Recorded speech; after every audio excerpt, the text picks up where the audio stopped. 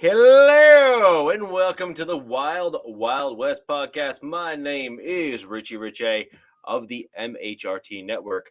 Over that away is the one, the only, the real Alex Givens. You can catch That's him right. on a few different spots. One is obviously here on this show. The other one you catch his content written on Airhead Addict. And also coming up, man, it's coming up real quick too. Yeah. Before we know it. I know. You can catch him on the Lightning Fast Fantasy Podcast with Monsieur Givens and Coach Defense on the Lockdown Defense podcast channel there on the YouTubes. For those of you who have been longtime members of the show, Coach obviously was representing his Chargers. We now have Robert taking over that role for Coach. And obviously, you know that we're kind of two teams shy again today. We are expecting a Raiders representative to join us at any given moment here. So we will have a Raiders representation here on the show. And unfortunately, If not, I'll do it. Yeah. Okay. But we also had 2 or 3 different Chargers folks who are going to come on the show, but they all had various things come up that were prevented them from jumping on. So we will do our best to call out and represent the Chargers as best we can on the show here tonight. Been an interesting week throughout the league. More kind of the nuances and grittiness of football instead of the draft or who did you sign today or any of those sorts of things. The fun stuff. Yeah, the really wow stuff. You're dealing with more of the nuances of football, things like how are guys fitting in OTAs, how are the workouts looking, and you're starting to get the first glimpses of your team's future, if we're going to be honest, in the draft picks and whatnot, and how they mesh with the other folks and members of the team. These are for the diehard football fans, these are the days that we all kind of see as mattering the most. Mm-hmm. Because this is where they start doing the installs. This is where they start doing the planning and the stuff along those lines. However, for the kind of the selective fans or passive fans, they're just like, "Oh, well, football, man. When does it start?" Yeah. And watching UFL. Yeah, exactly. So this is really where a lot of the stuff truly matters. If we're going to be honest, I do want to give a quick shout out to a couple folks that have joined us live in the chat. Daniel, how are you? And the only German that I know is Danke, which is thank you. So thank you for joining the show. I know Schwanz. Yeah.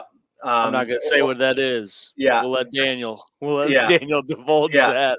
And then I know Guten Morgen and Guten Tag, and that is literally the extent of my German. I knew more at one point because I was very good friends with a German exchange student who was here for a little bit. I got taught all the really bad words because that's what everyone teaches everyone when they're in high school and whatnot. That's how I know Schwanz. Yeah. But I used to actually know actual words and sentences and stuff, but that is long gone in my past. But Daniel, thank you for joining the show here. We also have Gerald Ross. Thank you for joining the show. Gerald, I do notice you in the chat. Thank you for joining us. I see you mentioning, commenting all the time. Gerald, curious as to questions you may have. So do you have anything you want us to answer? Do you have Broncos questions you'd like us to bring forward? Happy to answer them live on air for you if you have any questions for me on our Denver Broncos. And Big E, thank you for joining us again this evening. Love having you in the chat, giving us a different opinion on things. And spice, yeah, that's right. That's one way to put it for sure. Yeah. And this is the Chronicles of the Black Hole. He is also known as OG Daniel. If you follow any of the Raiders content. Thank you for joining, Daniel. Hope to get your comments here live in the chat later on. And with regards to your "Where's Waldo" comment, the more apt comment is "Where's Jack?" Yeah. He was here and had no video, and then he left, and if you know his number, I suggest you reach out to him because I don't know what to say. He was expected to be here, repping your Raiders, giving us his take on things. So we're going to wait for Jack hopefully to rejoin us if we can. So let's just kind of give him some time there. I do think what is there we go. Wait for it. Live from the like backyard. We got the one and only Monsieur Jack. OG Daniel, we found Waldo. Jack, sorry. Yeah. OG was just calling me. He's probably like, where are you at, man? Yeah, well, he has referred to you as Waldo. So, ladies and gentlemen, if you do follow Captain Jack at all, or go to his channel, Jack is a regular contributor who calls into the show. Jack and I have actually been live on air several times together alongside. So this is not the first time that you and I have been on screen at the same time. Times.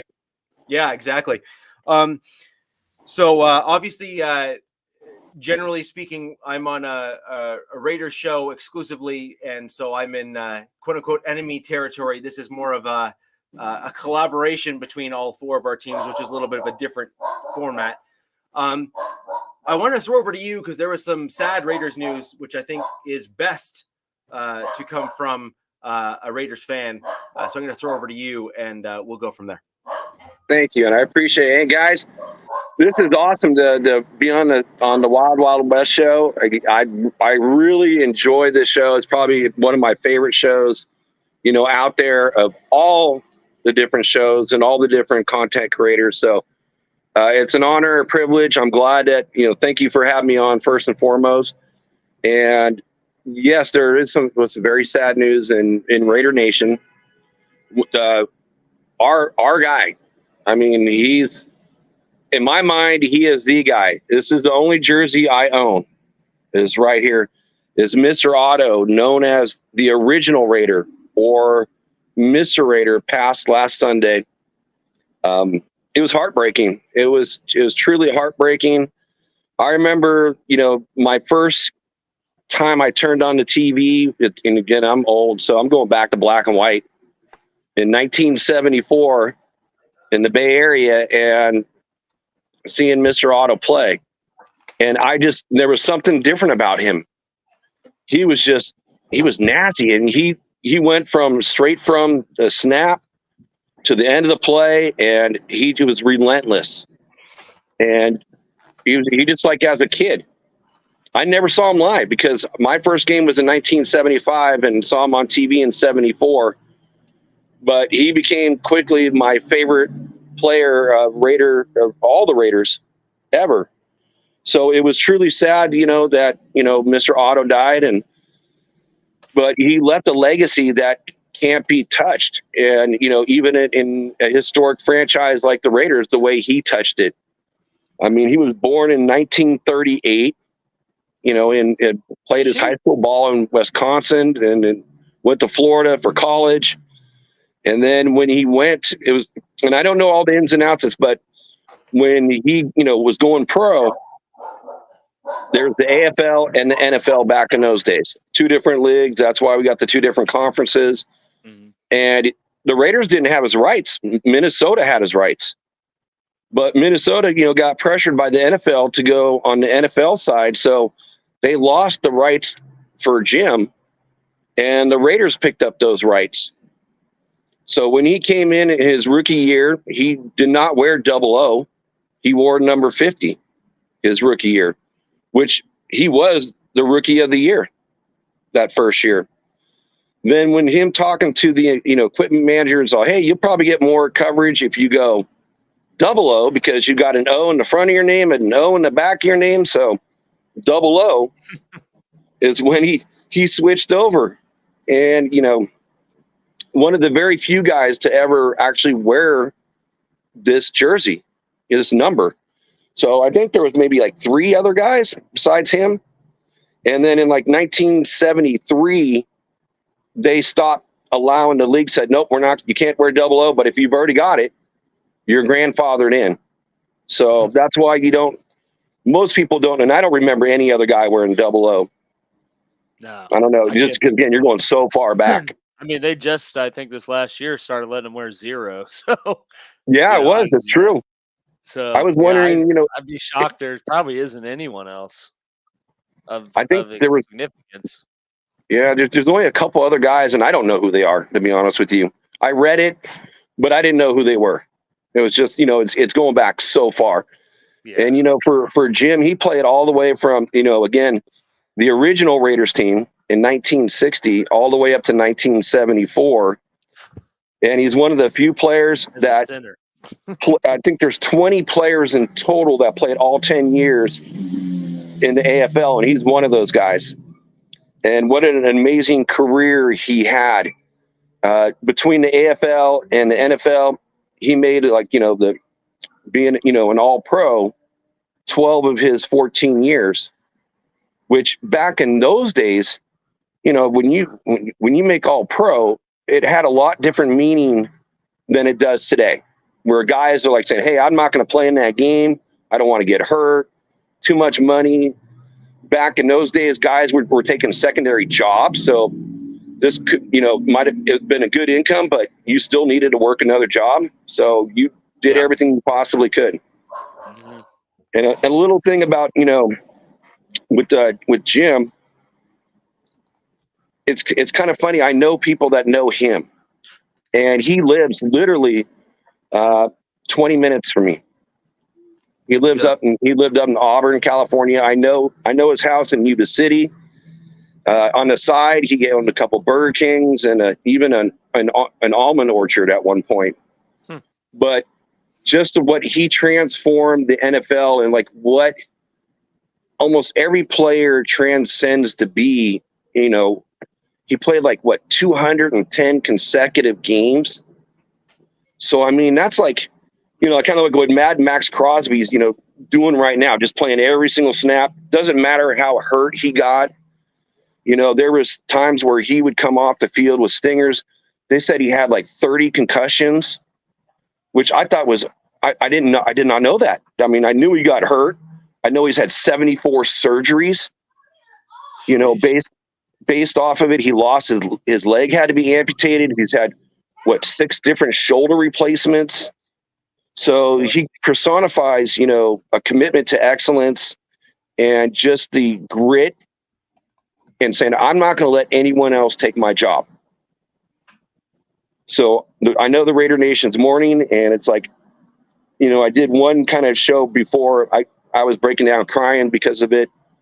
But I do thank you guys for allowing me to come on here, and other things that maybe other people don't know, but he's in the top 100 players of all time. And there's only 3 other centers in the top 100.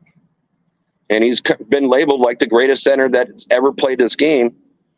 And I love the fact that, Mark Davis honored Jim, and he's not done this for any other player that's passed, and lit the torch for him. And a lot of Raiders know, or older Raiders do know, that, he would kind of work for Al Davis, but he was just such a great player that Al wanted him always around. So if you go back in some of the old games, you'll see Jim sitting in the booth with Al up there watching the games. So he just personifies everything that you want from a football player. And, just the ultimate respect for a guy like that, and the career that he had and the sacrifices he gave on his body. And it's crazy to have all those surgeries, almost, died a few times, losing a leg. And he said he wouldn't change anything. He would have done it all over again. Yeah. So back in the day when it was a tough, they weren't evaluating you for concussions or any of this. It was you're fine, go. So, to play 14 years, in that environment, that's impressive in and of itself, let alone to be elite at it. Yeah. I totally agree. Yeah, I remember when you sent me that, I was just I mean, I'm not a Raiders fan, but I knew who Jim Otto was, especially as a center. And you knew that he kind of, like you said, personified, what being a Raider is, or he kind of like set the example of like that standard you look for in players now. So kind of like your franchise staple, and sad to see him pass, but at least lived a full life and got to kind of ride it out to the end. Yeah, and I'm surprised, with somebody who has had so many different injuries and with those concussions and surgeries. I mean, 74 surgeries. Yeah, I mean, it's unreal. That's ridiculous. and just, I know, isn't it? I mean, and then to still keep grinding. It's like, most players would have said, okay, my health is more important. And, it's time to go. The game needs to go because it's not more important than my life. And yeah. And that's just the way he lived. And that's just the type of man he is. And making the Hall of Fame in 1980, isn't it 5 years though? It 5 is now. years. I don't know. Yeah, I mean, who knows what it was back then? Because I was thinking, they kind of missed a year then, because 74, and then he got in 1980. I'm like going, if it was 5 years, I'm like, well, how did he miss a year? But who knows? Who knows way back then? I just reading this thing. It said he had 9 knee surgeries while he was playing during the span of him playing, and never missed a game. Yeah, I mean, how does that happen? Tough. That's Ford tough right there. Yeah. Yeah, and so you were making a couple comments there, Jack. I wanted to kind of quickly jump in with a few other pieces, some elements you kind of touched on but didn't go kind of all the way in on. There was only 2 players in NFL history to ever wear double zeros. Otto was one of them, and Ken Burrow of the Houston Oilers was the other. And just for the benefit of everyone, I've had the benefit of a little bit of NFL history, given what we do here, and also just perhaps watching maybe a little too much TV from time to time. There was a block of time, a large block of time, where the number 0 and 00 were completely outlawed or banned from the numbers on jerseys. Just for the benefit of all, that started in 1973, where they introduced the banning of the 0 and 00 as jersey numbers. And so you ended up with Otto being kind of all the way abutting up to the end there, of being kind of like one of the last of his breed in terms of being able to wear those numbers. But I think what's even better is he chose that number for the reasons you said, to try to kind of represent his surname, his family name, which I think was, I think there's a lot to be said for that as well, which shows some pride, which is another thing which I think is often lost in the youngins now. Yeah. And I think that's a great thing. I think that shows a respect for the family. I think that shows pride in what you do, what you represent. And I also think that reflected in his play on the field, in terms of what he was able to do. A guy that I'm sure I haven't spent enough time listening to Otto, but I do wonder if his attitude was very similar to Mark Schlereth of the Denver Broncos in terms of how he spoke. They seem to have had a storied injury past that matches similarly in terms of one another. And they both rarely or never missed games as a result of their injuries and surgery, which seems to have again, some parallels to it. I'm only trying to map on who I know onto a similar background in terms of what I'm hearing of Otto here as well. So I think that's something to hang your hat on. And I do hope that those that are not Raiders fans recognize and realize that, this is the equivalent to a franchise as, an Elway, for example, would be to the Denver Broncos. Otto was kind of that guy. He was the representation of what it was to be a Raider. He was the tough, gritty player that they tried to personify, and he did personify that. And I think that's a very, very important thing to recognize and honor, a legacy that will be very tough, to say the least, to replicate. And if anyone watches, because there's a lot of stuff out there from the news and everything else, and it's just, you look at his helmet. I mean, that thing is like wafer thin, back in those days compared to the equipment now. Like I mean, and he only had the 2 little bar with the little hook thing in the front. And it seems like every picture they show of him is like he's got blood on his face. And he said he had 25 broken noses. So like every week, his nose would get snapped again. And it's just, he just looks like a battered warrior. And maybe as a kid, you look at that and you're like, well, wow, that's a tough dude. And not knowing anything else but just seeing that, it's just like, he's a beast. Yeah. Damn. No, I don't know another way to say it. Just a beast. Yeah. I agree. And I think there's a lot to be said for, and I think this is what a lot of people don't recognize when they're looking at the NFL today, and they hear some of my comments are certainly of that ilk. I am certainly not of that generation, but my family goes all the way back to Leatherheads, and in terms of when we started playing contact sports. I have a picture of my great grandfather just upstairs wearing a leather helmet. He used to play for what is now known as the Hamilton Ticats, although when he played, they were not known as the Ticats. So that kind of goes to show you kind of age and everything else there. But I come from that background. I come from that lineage in terms of the, you have a broken finger, great. So you're just going to tape it and go play, right? Like that, like that's the, like, it's not you're going to go to the doctors. It's like you have a game to finish. And then once you're done, maybe you'll go to the hospital. I find this something that you'll appreciate, Richie, is like, I read one thing about him and he related football to kind of like rugby. Mm-hmm. You get, and again, with just, his prowess for getting hurt, you just kind of do it. That's just, it is what it is. And yeah. So I thought that was pretty cool to read that, and it made me think of you. Yeah. Well, I think I've told the story a couple times, but just like the small piece of when I broke my leg playing rugby, I was on the side. I was on the side and I couldn't move my foot. And so my dad came to the game and he looked down and he goes, well, that's broken. He goes, so do you want to leave now? Or do you want to wait for the game to finish?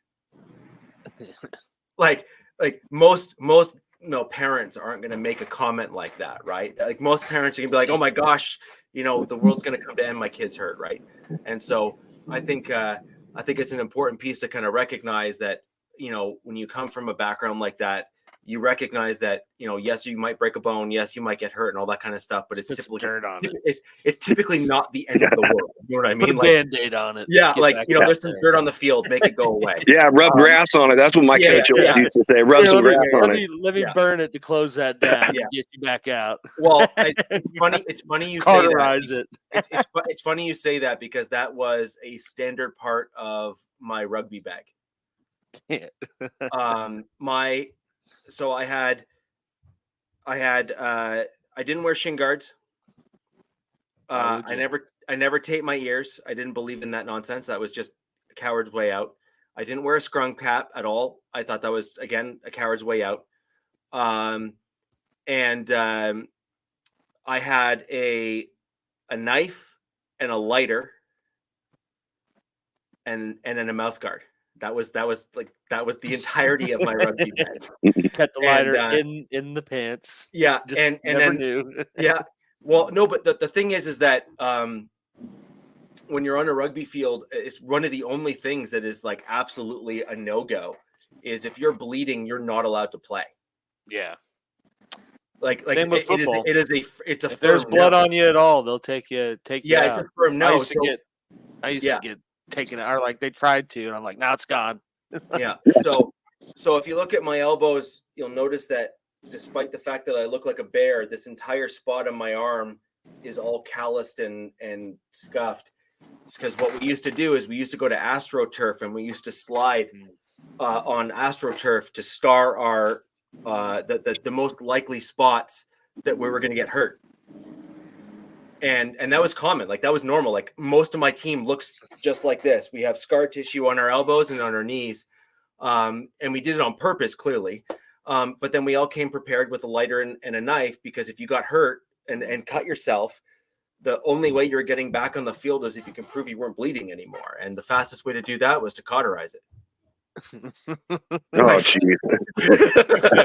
What we do is take a butane torch, get right up next to it, just give it a nice little glaze. I mean, look, it is what it is. Like, I don't know what else to say, but that was like a standard thing. Like, and you know, like most people look at you now, like, are you nuts? It's like, maybe, I guess, but that was just like, I didn't know Canada was like that. That's what you did. Yeah, it's just different then than now. Yeah. As a parent, I would have been, my kid's going to the hospital right now. You know, forget that. Yeah. That's what Biggie's saying. Yeah. Well, my kids can attest that I treat them the same way that I was treated. You say burn it. Up. You'll just, you know, Rich's kids will be hurt. They'll be on the sideline like. Yeah. So it is what it is, right? And I think you see, I'm going to use Crosby actually as a good example of a guy that I would use as a proxy for that as a general mindset. I would argue that Derek Wolfe was somewhat similar to that on the Denver Broncos as well. Iron Man. He just he was in the hospital. Thomas. He was in the hospital and he had like a brain issue, like a neurological issue, like Derek from getting hurt from playing football. And I don't know if you see Derek Wolfe. He was the dude that carried like the mountain lion that was like 300 pounds, and he lifted it when he was hunting. So you can kind of get an idea of just how kind of he's a big dude. Yeah. And he got so bent out of shape in the hospital that he ripped the sides off the hospital bed that he was on. Like he was like he just he's like Wolverine. Yeah.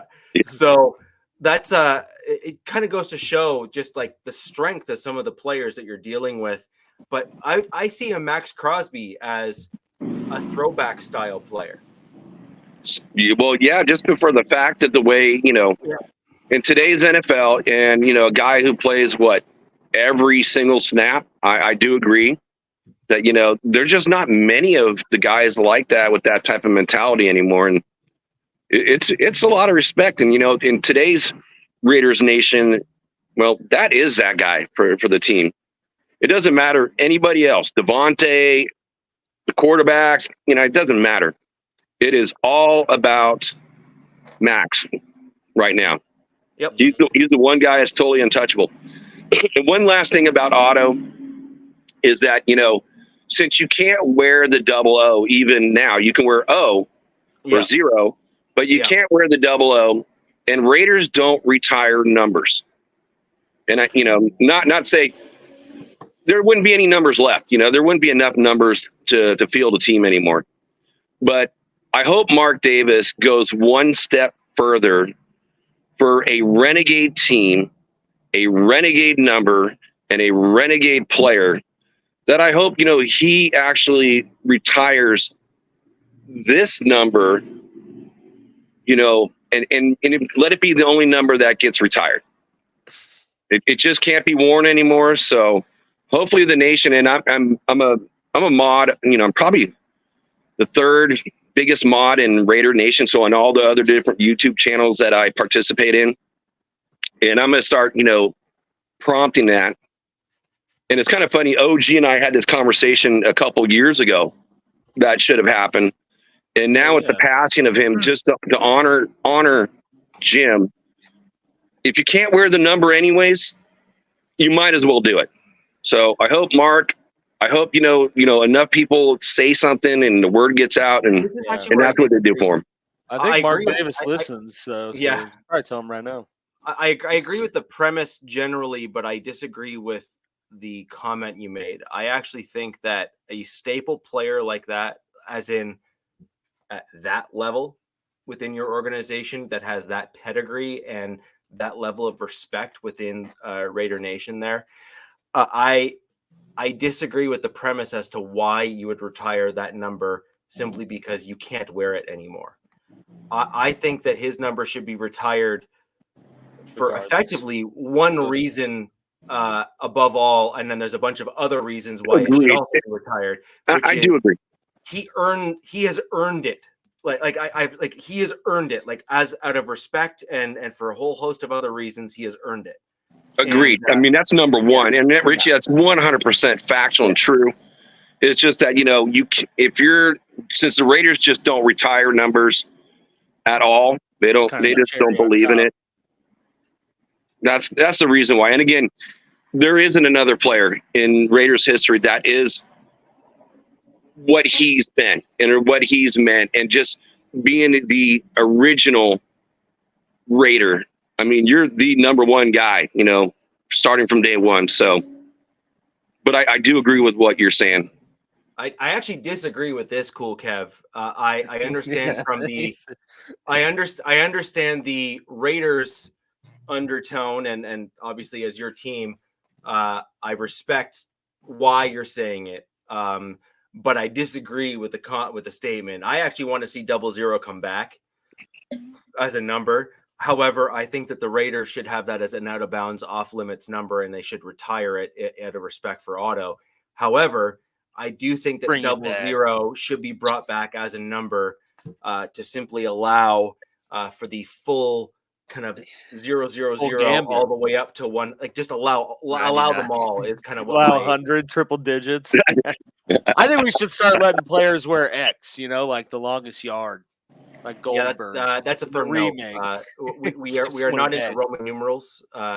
We have moved past it. We've moved past it. So anyways, I really wanted to make sure that we gave Otto the correct amount of respect on the show. I think it's very important that he's brought up and brought forward for everybody. I also think it's important that there's a record of this in video form.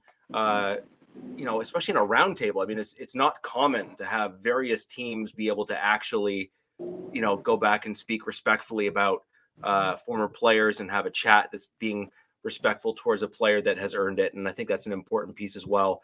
Is look, we all might be enemies on the football field, so to speak. However, you have to have a healthy amount of respect for those players who have earned it with their play on the field. And obviously Jim Otto was certainly one of those for the Raiders, despite the fact that as a Broncos fan, Chiefs fan, and Seahawks fan, and so on and so forth, obviously there's a healthy rivalry going on between our teams. And I do think it's important that you can kind of put the enemy, aside and have some respect for those that have actually, done the thing and done it well. So with that in mind, let's move forward and talk about current players and current things with our respective teams and go into some additional stuff there. Our teams are now in the throes of OTAs, where I do hope that the Raiders have, I assume they already have, but at least will honor a great at the OTAs to kind of show the young players and those that are returning an example of a great, because all teams like to kind of put up what it's like or what you should be in terms of representing the team. Otto would certainly be that guy for the Raiders.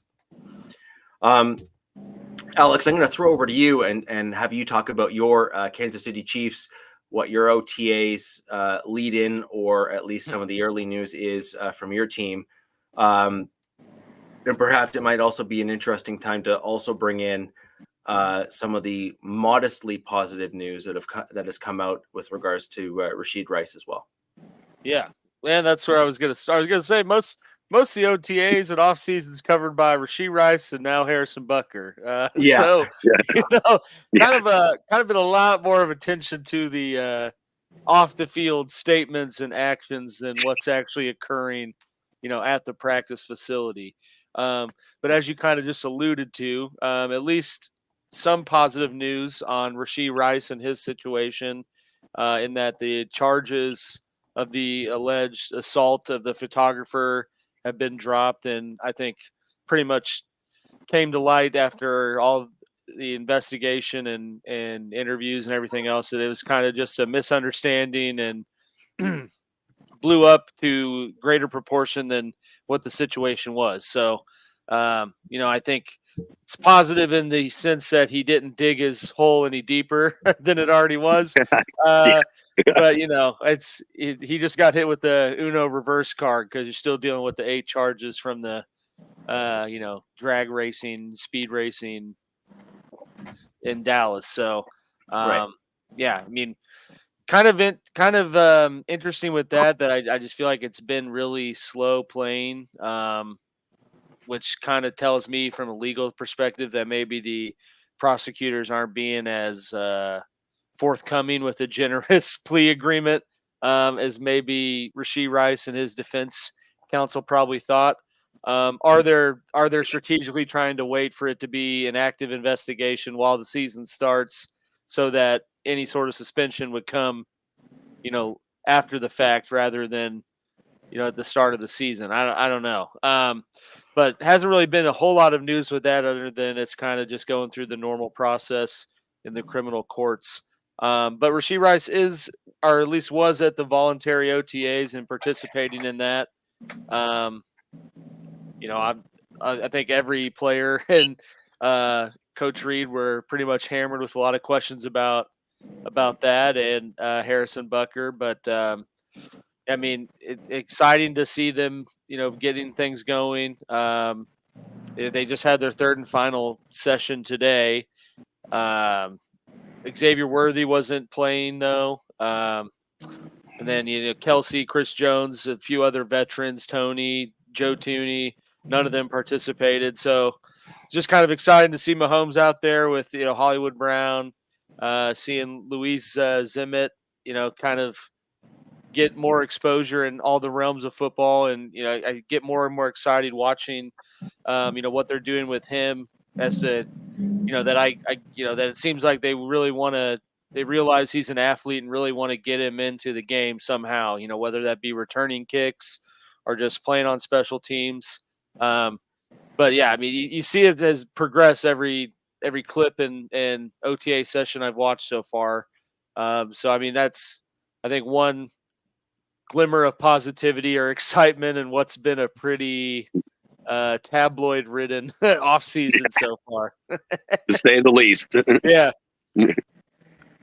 I agree. The only thing I will say with Rice is he has, even though this last incident may well have turned out positively for him in terms of the fact that the guy dropped all charges, yeah, so on and so forth.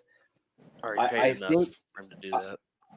I that's what I'm saying. So I actually think that the challenge that Rice has right now is smart people don't put themselves in those situations to begin with. And he's now shown in incredibly short order. I mean, it could not have been tighter of a window for, you're a dumbass. And I mean, kind of showed it coming into the draft too. It's just been propounded, I'd say, a little bit, with a little extra cheddar. Yes. Yeah, I mean, when this first came out, we talked about, you would think that after the first situation, he would have, kind of put his head in the sand and kept kept clean, just, worked out, trained, stuck to football. I hope that he kind of saw this as sort of his last lifeline of like, hey, like, don't go F up and do dumb stuff again, because you're already on thin ice for this, car incident, and you're lucky that it wasn't compounded. So yeah, it could have, something crazy like a Henry Ruggs situation. It's like, it kind of makes you would think with Rice. It's like, all right, so when's the next thing going to happen? Yeah. No, it's not only that. We spoke about it on the show, Alex. You and I, and I think it was you, myself. I think Captain was here at the same time, and Robert was here for that discussion as well. Which is, it's super simple. You didn't kill anyone in that not great car street racing incident. You could have killed someone. Literally, you could have killed someone. And or even if you didn't kill someone, you could have seriously injured any number of people in those other vehicles. you basically dodged the bullet, like that bullet, right? And Dodge being in jail. yeah, for exactly. sure. Like you dodged it, right? You And dodged not it. playing ever Yeah, again. you dodged it. Okay. And then what did you go ahead and do in like less than a week? Assault. Like, yeah, like come Allegedly. on, like just come on. Yeah. And that goes to show what you and I and the group of us were talking about when we were on the show then, which is, it is clear to me that he's got a group of friends that are yes men. Yes, Rashid. Yes, Rashid. Oh, you're the man, Rashid. Don't worry about it. You've got this, bro. Let's go have fun. Let's do it. Let's do it. Let's do it. It's like, really? Those are the people you want to surround yourself with? Like, listen to any, and I mean any, pick one. Just throw a dart, pick one. Successful NFL players that are doing extraordinarily well and are famous and are making like real money even after football. Listen to any single one of them and ask them, who did they surround themselves with when they were playing, when they had the ability to lose themselves in the game and the money? Every single one of them. I mean, Shannon Sharp's the most vocal of them, so we'll just use him as the the pedestal example here. Has been on record multiple times saying very simply, you need like 2 or 3 bros, like close friends that are beyond reproach in your life, that have gotten carte blanche to turn to you and say no, and you as the the guy, the man, need to hold them in such high regard that when they say no, you listen. Yeah. Right. Like that's it. Like that's it. That's all. And it's clear to me that Rashid Rice is the dude that's saying, let's go have fun. And then he's got literally like, a whole bunch of like people around him. Yeah. Hell yeah. Yeah. Makes kind of the club thing makes you think of Plaxico Burress. It's like, look how long his career lasted after that. Yeah. I mean, it's a tale as old as time with the league of, just people having bad habits and bad people around them that's only propounded once they get money. And, they either blow through it quick enough to see themselves, right back in the situation they pulled themselves out of, or make a choice to have it all taken away. And you just hope that with Rice, I'd say at least he's with, Andy Reid, who I think is a pretty good like players coach, that he can kind of get it turned around and not continue down this path. Because I mean, otherwise, it's only a matter of if not when, something else happens that unfortunately could be way worse than what's transpired so far. Yeah, he's either gonna grow up or get out. Yeah. And then the get out has a fork in the road. He's either gonna get out because the teams are gonna tell him he wants to get out, or he's gonna get out because he's gonna do something so dumb that he's gonna end up finding himself on the wrong side of a jail cell. And sorry, it is what it is, right? Like there's really only 2 paths in the get out card. It's you get out, you either get out because you're in jail. Yeah, exactly. You either get out because you're so bad that no team wants you. Kind of like like Antonio Brown is kind of a good example of that, right? He had no real good reason to not play, or has no good reason to not play at the NFL. He just got himself into such a bad spot that no team wanted him, right? Like no team wanted him. So it wasn't that he couldn't play. He could still play. He probably still play right now. Yeah, he could still play for sure. But the thing is that no team wanted him. And so he kind of got out because no team wanted him. But then you have other guys, like I'm going to use obviously, Ruggs as a great example of kind of the other option or the other path, which is you got out because you did something so dumb and so stupid that you ended up, killing someone or hurting someone. And then you found yourself on the wrong side of a jail cell as a result, right? Hernandez is another great example of that with the Patriots. He who shall not be named, right, for all the stuff he did. But he's another example. Roast. Yeah, he's another example, right, of a player that had. I mean, he could have had a legitimate option. Ray Rice, there's another good example. He was There's a lot. He was in that kind of ascension almost to kind of being kind of like another face of the league at some point, and then he did what he did, and then he ended up, persona non grata within the league, right? And he did that to himself. And hopefully, he turns around just like take Kareem Hunt and what he did, and and changed it, and got some more years out of his body and in the league, and hopefully that's what this kid does too. I hope so. Because I hate to see young men that have the ability to change their lives and their families for the better. Really. And all they need to do is act civilly. Yeah. It's ridiculous that you have to make such a basic, simple comment like that and have it sound like a profound, earth-shattering. Oh my gosh, I can't believe. Stop breaking the law. Yeah. It's like breaking the law. Breaking the law. It's like it's insane. It's absolutely insane. But it's true.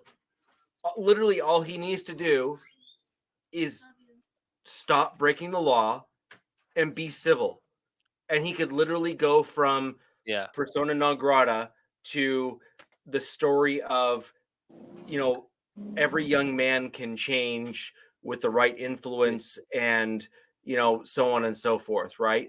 Like literally he could be the poster child for getting better and improving oneself, and it could go really well for him.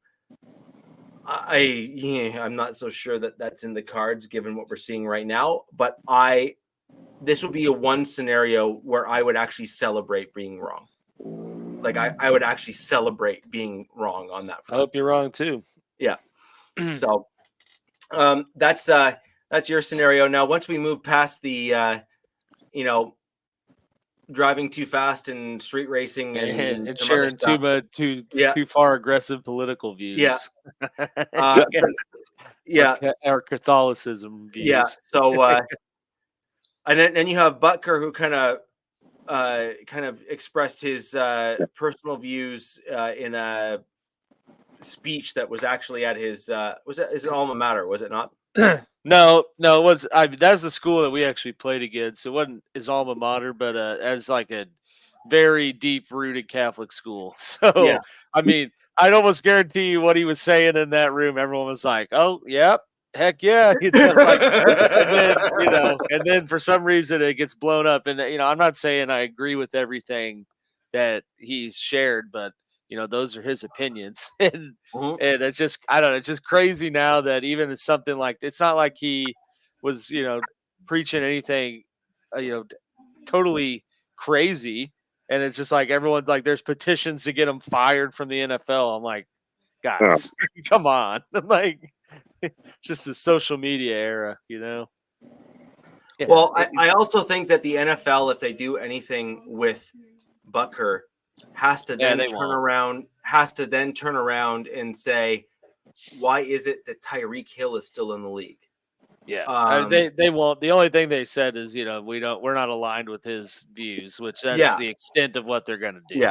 Yeah. It's just crazy that this, cancel culture that we're in today is like, oh yeah, I don't, or at least what you see on Twitter or any of them, it's predominantly, I don't agree with that. Like, let's circle this around to get him canceled. Like, guy knows how to kick a field goal. He's not going to get canceled. No, they definitely they need that. But now I do think that if things don't cool, we'll say, and he starts to fade back into the distance, so to speak. Yeah. I do think that what this has done, though, is from a PR perspective, is the old adage, kickers are to be seen. He's and got not the heard. number one selling jersey right now. And isn't that wild? I thought Kelsey had the number one selling jersey. Well, I mean, since that thing went viral, he is the number one selling jersey right now. Butker's number one. A kicker. Yeah, kicker. And so I do think that he's put himself with a bit of a short leash. I do think that he's he has to perform this season. Like, he has to do well. And I think if he does, I think this will all just kind of go away. But I do think that he's got a he's not going to be given the benefit on his back. Yeah, he's not going to be given the benefit of the doubt. We'll just put it that way. Yeah, short lease, that's for sure. It's kind of like I forgot the guy's name. It was the punter for the Raiders, and he got us like a 15-yard penalty, and he's doing the donkey, the in Denver, doing the dance, as a horse. Yeah, well, then didn't have that job very long. Yeah. You're causing penalties, you're causing all that type of stir. As a kicker, you got to be on your P's and Q's unless you're like the guy. Unless you're Janikowski. Well, I mean, that wasn't Janikowski. It was a. I know. I said unless you're Janikowski, because I was about to say, all kickers, whether punters or like field goal kickers, they're all a little weird and crazy in their own way, and teams put up with it when they're doing their job, but it gets old real quick. The minute they're not making stuff. So yeah, I agree. Thank you, Marquette King. That's who it was. It was Marquette King. Thanks, guys. That's what I was going to. And then Denver signed him. Pretty good punter. Yeah. And then Denver signed him. I just liked him in Madden because he had like 88 speed. Yeah. Yeah. So Alex, that was used for, I don't know, but it was there. So Alex, as you look at how your team's gelling during OTAs, where are you guys at now in terms of what kind of news has come out injury wise, or has anyone kind of popped in terms of maybe a surprise for the Chiefs, or is it just kind of what everyone's expected? Yeah, I think it's been more of a kind of what's everyone's expected at this point. Mainly, some pretty big staples are guys that are expected to be big contributors, haven't really been participating in anything yet due to, lingering injuries or injuries from last season. So we really haven't seen a whole lot of Xavier Worthy, in 7-on-7, catching balls from Mahomes and kind of seeing the initial gelling, if you will, of that connection. Same with it. Kelsey's not out there practicing right now. You see hearing a lot of good things about Jared Wiley, who's the tight end they took out of TCU. But, I think a lot of the rookies they brought in, outside of Worthy, are guys that are, crazy athletes that are still extremely raw. So, it's right now at this stage, you're getting a lot of Andy Reid coach speak of love just big kid giving great effort, those types of news, which at least what I've seen in his tenure, when he's saying that about, a rookie, that means that they're pretty high on him and they like, how things are progressing. So from that regard, I think that's good. But unfortunately, up to this point, we haven't really seen the overly anticipated things such as, Worthy getting out there and getting into more full speed stuff, things of that nature. And then also, getting Joe Tooney back into 100%. Same with Charles Omenihu, Derek Nandi, some of these guys that were banged up, towards the end of last year. The one, exciting news is that they, signed their left tackle, Kingsley Sumataya, or however you say it. So they got him, signed into his rookie contract. So I don't think the details have been fully disclosed, but it's kind of your traditional second round pick realm of $6 to $7 million. So, getting that thing done and moving ahead through the offseason into, when things pick up more. So how many guys went to the OTAs, or how many guys didn't go? There was only, I think, 6 that there were 6 that didn't go completely. Edward Solaire, Kadarius Toney, Joe Tooney, Kelsey, and Isaiah Buggs and Chris Jones. But some of those guys were injured. Kelsey he kind of anticipated wasn't going to be at the voluntary part. Same with Chris Jones.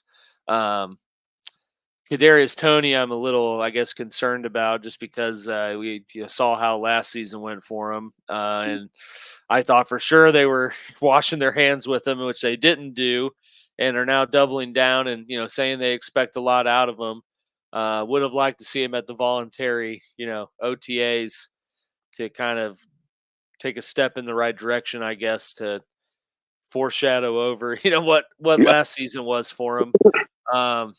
But yeah, just those 6 guys, and then Derek Nandi, D tackle, Aminihu, and Worthy are all there, just not participating, at least in what the media is released in the media, or that session they are allowed to watch.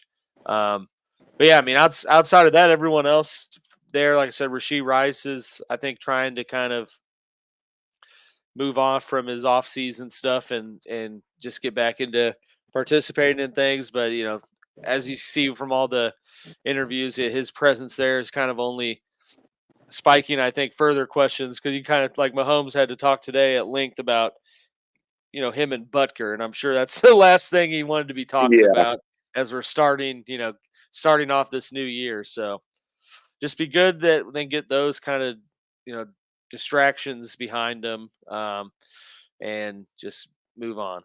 Yeah, I hope Mahomes bought Tony one of those machines, like with the tires that shoot balls like 40, 50 miles an hour. Yeah, yeah. Send him one of those and just say, "Hey, some stick 'em, dude. Just some tar. Just put this on your hands." Literally, though, 1,000 balls a day. If he could catch a football, they don't lose week 1 to the Lions, because the Lions got a pick 6 off of Tony volleyballing one over to right to their safety. But yeah, he had a bad year. And I don't think he's the type of person that can easily bounce back from. They seemed, like mentally kind of jacked him up. So would have liked to see him be a little more proactive. And maybe he still will be. Still very young into the off season here, but you would think with someone with such a kind of scarlet letter-esque season, when you're supposed to be the guy, would try to change that narrative a little bit. For him, it's just mental. It's just mental. Yeah. Awesome. So, this is a night for you. The good news is, Richie. Good news is I can hear everything you're saying. Bad news is that sometimes a firm hand is required when dealing with 3 children. We'll just put it that way. And when your voice can echo through an entire house, that certainly helps too. Your team, I think, is in an interesting spot, Alex. And the one thing that I didn't hear you mention is how to keep the thirst or the drive alive. I don't know how else to put it. It's so easy to get complacent when you have kind of gone back to back. You know what I mean? And you've done the thing. It's never been done, and I think that's for a reason. You know what I mean? Like, it is such a tough thing to be able to go to that third one. Like, it's one thing when you go and win one, and I think it's another when you're able to kind of stack things, and that might be because quarterback quality or the rest of the team, or a combination of kind of a multitude of factors. But then I think at some point, and it's clearly the third because it's not been done before, which is, how do you keep that motivation in a league that is effectively prides itself on parity? Like, how do you push? How do you keep that kind of thirst, that hunger, to say, no, we still need to do better? Yeah, I mean, I think if there's anyone that can find the way to keep that going, it's Andy Reid and Mahomes. And I think they always are finding different ways to get motivating factors. And I think the like last year was, people were, or I mean, lose Tyreek. They said they're done. That seemed to be a very, big motivating thing to get, to get past moving on from Tyreek and still be championship level competitive. And then it was, well, they can't, they don't have any receivers. It's, Mahomes is, people are catching on, or, whatever. Kelsey's aging. It's still found a way. And I think now it's kind of just, they've taken on that villain persona, so to speak. And, it's like when I was growing up, I hated Tom Brady and I hated the Patriots because they were always winning. And I didn't understand how it didn't matter what happened. The end of the last football game of the season was the Patriots somehow, winning something. And that's, where we've seen the Chiefs kind of evolve into, at least since, Mahomes has taken over. So these past 6+ years, just because, I mean, frankly, they've been, in the end of it since that time frame. So, I think that with that kind of longevity to this point, you can trust that they, know what they need to do to get the right mindset and like you said, not be kind of just coasting with where they're at. And we'll just, see how it goes. I'd say right now, one concerning thing for me as a fan is it just seems like there's a lot more distractions than, focusing on the football, and at least still relatively early, in that process. But I feel like that's kind of like the starting domino effect of things collapsing. It's like, when you're not talking about the product that's on the field, but what the dudes are doing off the field. And then that's just compounding, and, it can go downhill quick from there. So fingers crossed that doesn't happen. Well, I mean, Kelsey will shake that off, right? Yeah, something like that. And I agree with you, Alex. You start off with Andy Reid and Mahomes, but then I also look at it this way: the Chiefs have drafted, extremely well over the years. So you got a lot of these young guys that are coming into this situation, going, "Hey, the guys in front of me got a Super Bowl. I don't have that yet." And then now these guys are at that stage where they're getting theirs and they're still young. And, it reminds me a lot of the Patriots. It's just perpetuating. It's like, it's just going and going and going. It's like, the Patriots have always like, okay, when that guy gets to a certain age, certain time, get rid of him a year early versus a year later. We got younger guys coming in that are hungry, that are seeing what these older guys have been achieving, seeing the money that's been getting. And I think that also plays a part of it. The one guy I just always wonder, I mean, he's absolutely amazing, is Kelsey. It's like, well, you got huge money. You got a woman who makes more money than it seems like a country. Yeah. He has a private jet. What more do you need? Yeah. So I mean, the ambition for him is that's the thing I would say. I'm like, that's the hard part. It's like for that guy just to sit there and go, I got everything and more than some. So yeah, I mean, he's for whatever it's worth. I mean, he's saying the right stuff. I think he whatever he was just interviewing on, he said his goal is to win 6 to get to Michael Jordan level. So, nice. He's saying the right stuff. But yeah, I mean, I totally agree with you. And I think that's why we saw him spend a pick on a tight end pretty early. Because, he's closer to being done than not. And I think with some of the successes he's had off the field, that's only expedited, when he's going to call it quits. But man, I mean, as long as they keep that core together, and especially Mahomes and Reed, it's hard to really count the Chiefs off, count them out in anything. Because I mean, honestly, we saw it. That's why the Patriots dynasty worked. Is that, they had Tom Brady, they had Belichick, and whether they hated each other or not, they made it work on the field that they could put basically anyone else around them and they get the best out of them. And then once Brady left, that went away pretty quick. So, as long as they keep the pairing of Reed and Mahomes, and it is, continuing to be what it is, it's going to be hard to see the Chiefs kind of tumble drastically down from where they are right now.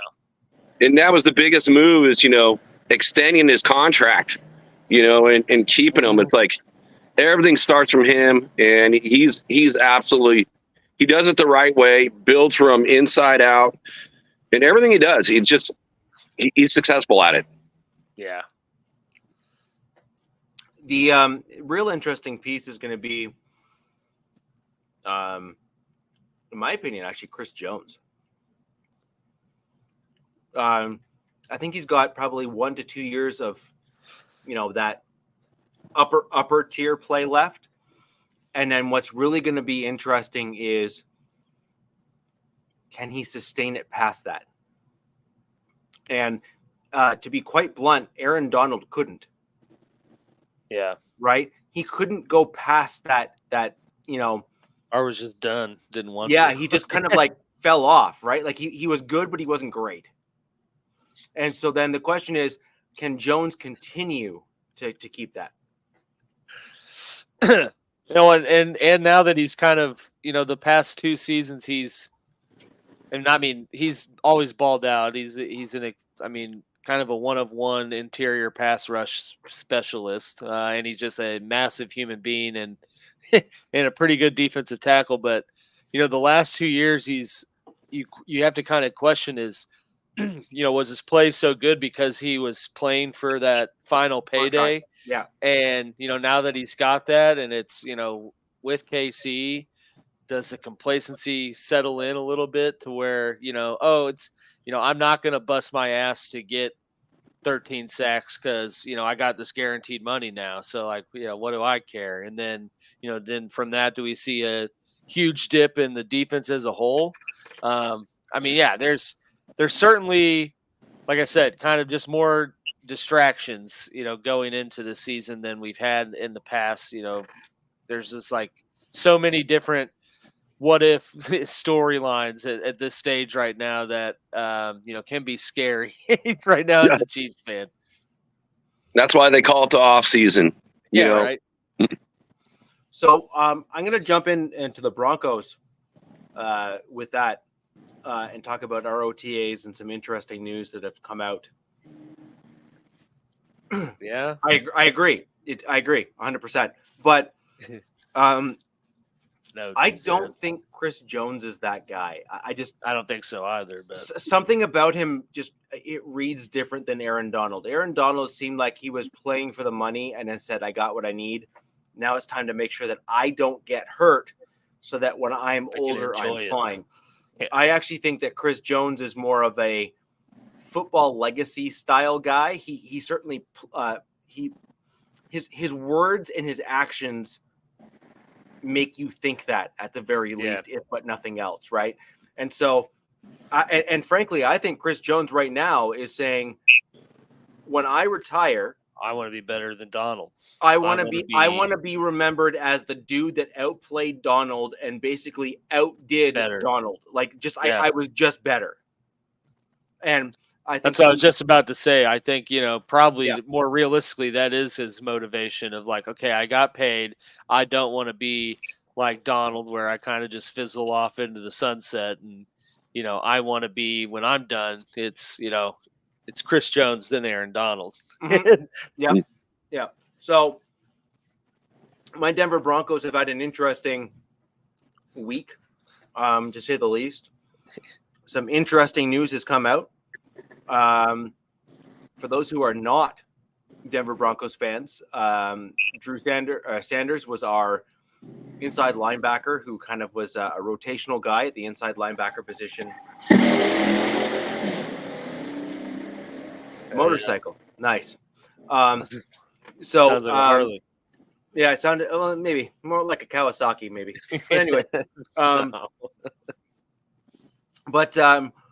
so Sanders was a guy that I was actually interested in seeing if he could step up at inside backer. However, upon further review and some additional information that has come across my way, he was actually slated to go inside.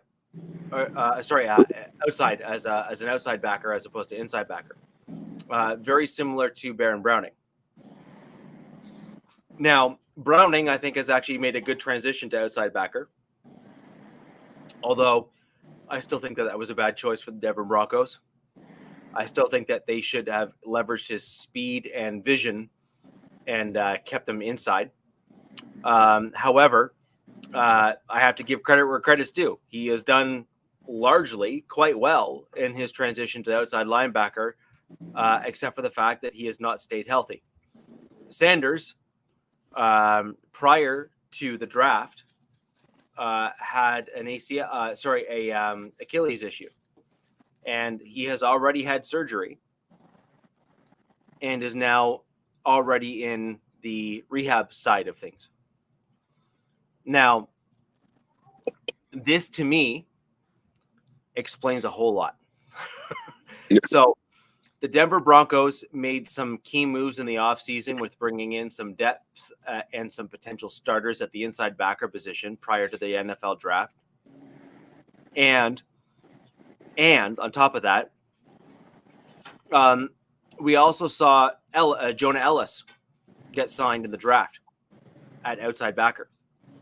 In my opinion, I think that signing was a huge kind of level up for the Broncos, recognizing that Sanders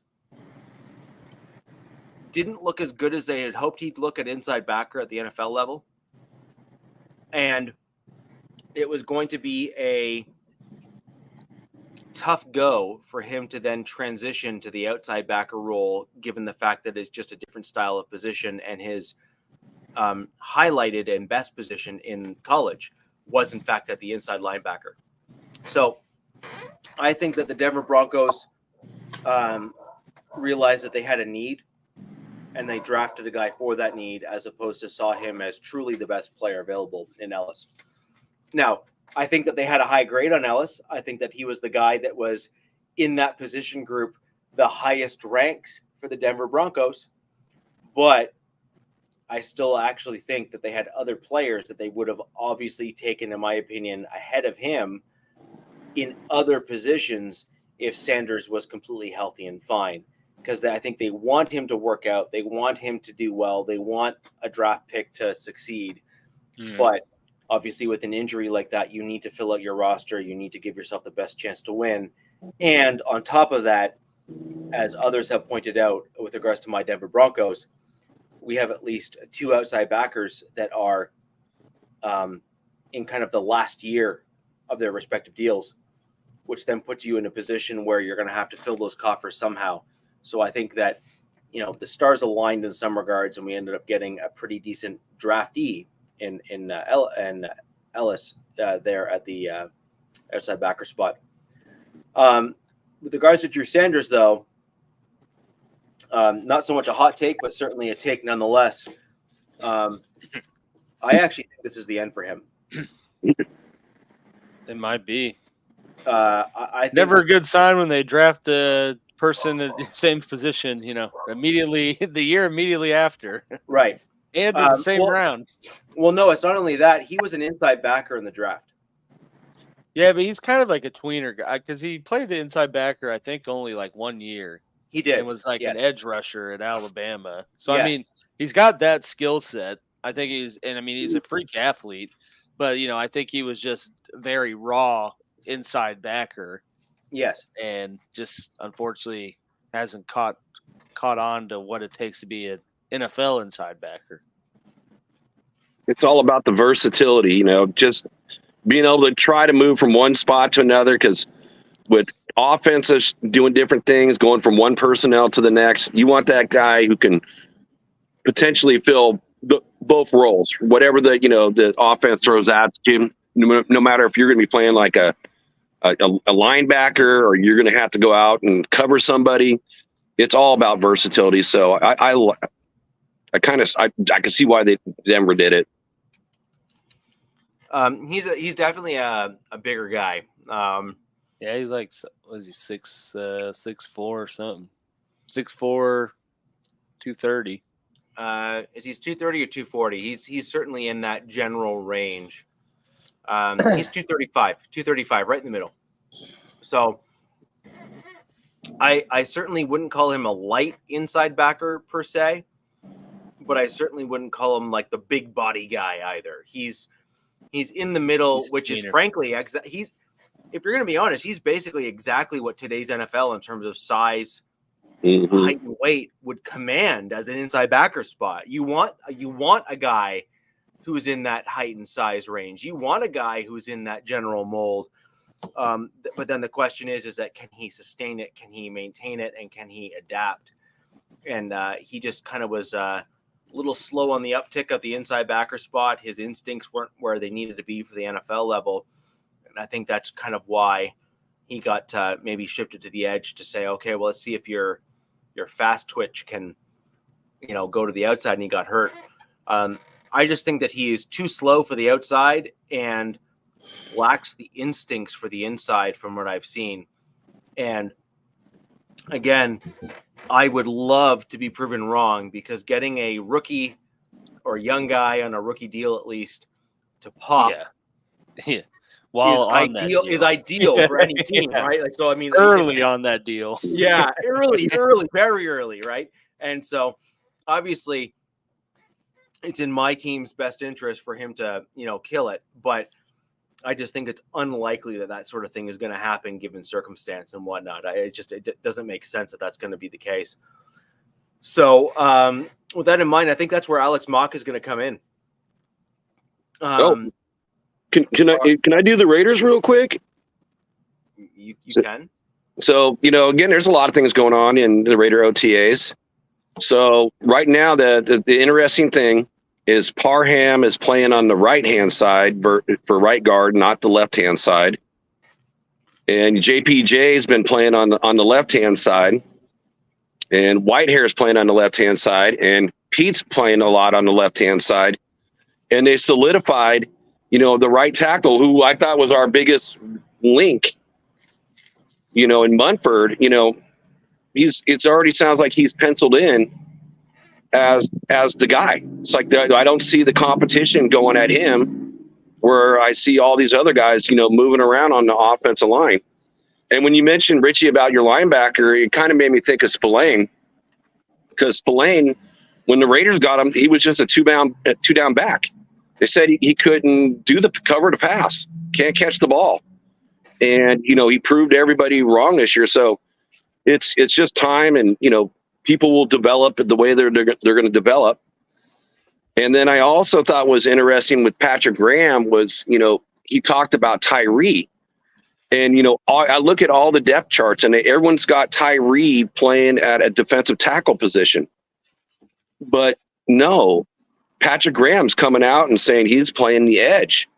The only reason why they moved him in is because they wanted him to work. He said every rookie should have to, play a little bit on the inside to learn, how to use your hands. So that way it benefits him on the outside. So definitely a lot of, interesting things that were there. There was 12 guys that missed, that didn't participate. The notable ones, of course, was like Devontae was not out there. Colton, and I don't know what his thing is. From what I heard, he was in the building but wasn't out there.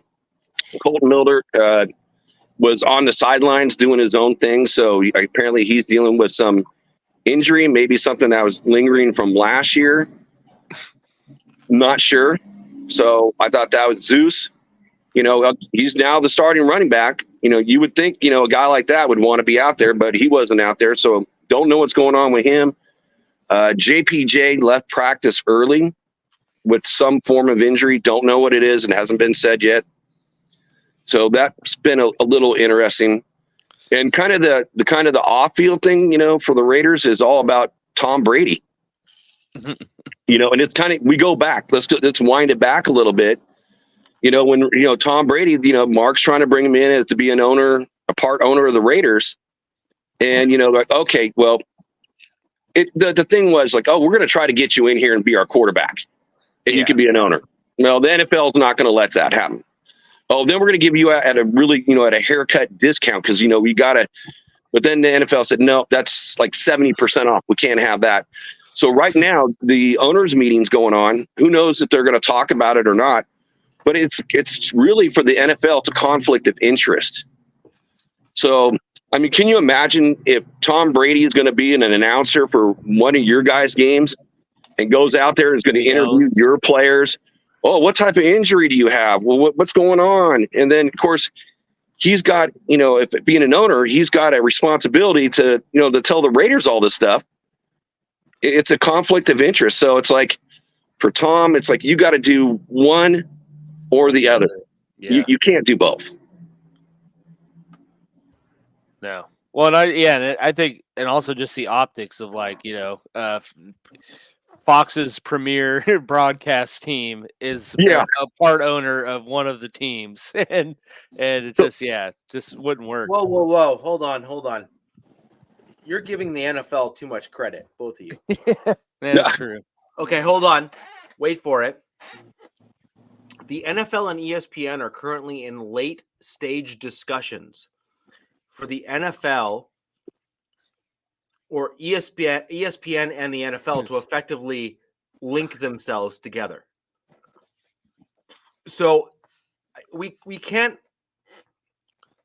Let's put it this way. I agree with your sentiments and your comments because they are valid.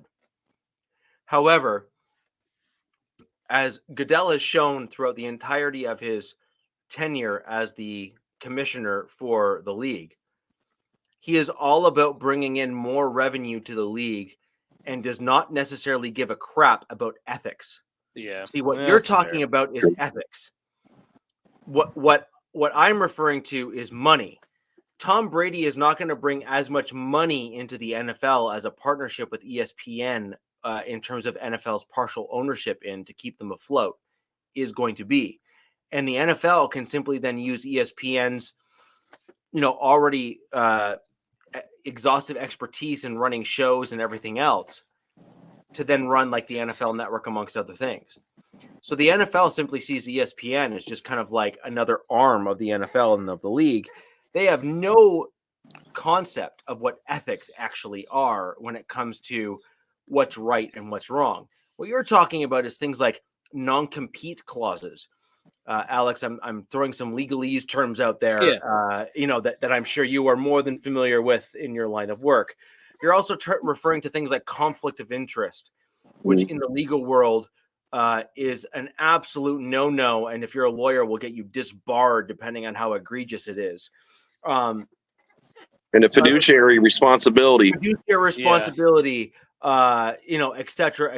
cetera. So you have like 2 or 3 different things that all come into play here. Now, I agree with you that Tom Brady would be in a conflict himself, and I think he has to be very mindful about that in terms of A versus B. Does he want to announce games and have potentially a midterm length career in doing that? Because he's probably not going to do that forever, because it's obviously the mainstream media is clearly in a decline. Like, it's just clearly in decline, so they won't be able to afford him. Right? Or does he want to go long-term and think legacy and say, maybe I don't announce games, but guess what? Like, the last NFL team sold for like $6 billion. And my gosh, if I can hold on to that for, the rest of my life. Yeah. Good. I think that's a pretty darn good investment right there. What do you say? And then I think there's some benefit there. And I also don't think that there is necessarily as egregious of a conflict of interest in Tom Brady's part if he was owner and a player, or a coach and an owner or something to that effect. I think that he's got. I think that that's less of an issue. I think where you have a major issue is if you're an owner and an announcer. I think that's where you're kind of at odds with one another. I think that those sorts of things are really when it comes into a conflict. I also think that if he's an announcer and an owner, to your point, Jack, which I agree with, if he finds out a player's injured, he's then obligated based on his ownership stake within the Raiders to then tell the rest of ownership and then eventually the coaches. And last but not least, I hate to bring things up with you, Jack, but I'm more of a Gruden fan than most. And what I saw come out of that ruling, Gruden, was kangaroo court level, in my opinion. in the fact that he was not employed by the NFL when he made the comments and other things that he made that ended up having the Raiders being forced to move on from Gruden as their coach. And to have the judge rule that he had to go to what is literally a kangaroo court. Yeah. Arbitration by the NFL. With an NFL basically judging on their own behalf. Yeah. Which is like mind-blowingly, like you want to talk about ethics. Okay, like, square that round peg for me. I can't, man. It's like that is absolutely mind-boggling that, they want an arbitrator, and the arbitrator is going to be from the NFL. Like you just said, it's a kangaroo court there. Yeah. And so that it's clear to me that with what you're saying, I would generally agree, except for the John Gruden case, except for the fact that the NFL has proven over the course of the years that they will move forward with whatever is in the best financial interest of the league, which, by the way, is in Goodell's best interest as the commissioner. Right? Gruden's job is to make the owners the most amount of money possible. Yeah. So I don't even blame blame Goodell rather for doing what he's doing. I blame the owners as a collective group to not step up and put together an ethics committee of sorts that represent the NFL independently and simply come out and say, stop it. Right? Because that's really what the issue is here. The NFL that owners just makes too much sense, Richie. Yeah, I know. Sorry. It's only the NFL. Yeah. Sorry. But that's really what I'm coming down to here, which is the fact that there's a few different kind of like silos here that we're all trying to, link together. And when you, with what the comment you just made with regards to Brady, and I think that the problem is that multiple avenues and paths there all conflict with one another. And the NFL has shown that they're willing to operate in conflict when it's in their best interest financially, and they don't care. Mm-hmm. The only thing I can say that's a little bit different is the Brady, it's going to be based on what the owners want to do. And no owner, I think, is going to want that. Right. But with John Gruden, it's the NFL. It's not John Gruden versus the owners. It's John Gruden versus the NFL. Where with Brady, it's all about what the owners will want. And then, of course, then you come back to it. It's like, well, then let's say if they were to even think about it and approve, okay, you're not going to want any AFC West team who will agree to that. Probably not any team in the conference is going to want to agree to that. And probably not any team the Raiders are going to play will want that. And what is his contract? Like $245 million for Brady, something like that. It's a lot. So if you're not having any of those teams, so you're gonna get like the bottom of the barrel games. Are you really wanting to pay a Tom Brady to do like one of the worst matchups, that's out there that's not going to be really even watched on primetime? So that's why I just don't see it ever happening. But we'll see if it gets talked about because the owners' meeting's going on right now. So, Alex, how do partnerships work? What do you mean?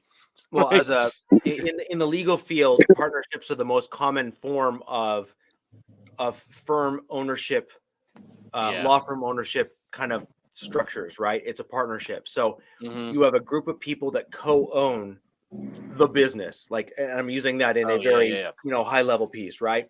So, Jack, where I'm going to disagree with you, simply because I know enough to know enough on this topic. There's a few things that I'm willing to stand firm on. This is certainly one of them. I was knee high to a duck when I was taught this. So the short answer is the NFL is the owners. Like, they are the same. Mm-hmm. It's the way a partnership works. It's the way that this getting their revenue works. Share. Like the NFL is the owners. The owners are the NFL. And when it comes to a whole bunch of things from the legal side of things, like Jerry Jones couldn't own a competitor to the NFL as well. The NFL would lose their mind, for example. They call that a conflict of interest because he has a conflict against the NFL when he owns something that is competing with the NFL. Similarly, like Vince McMahon, when he started the XFL up again,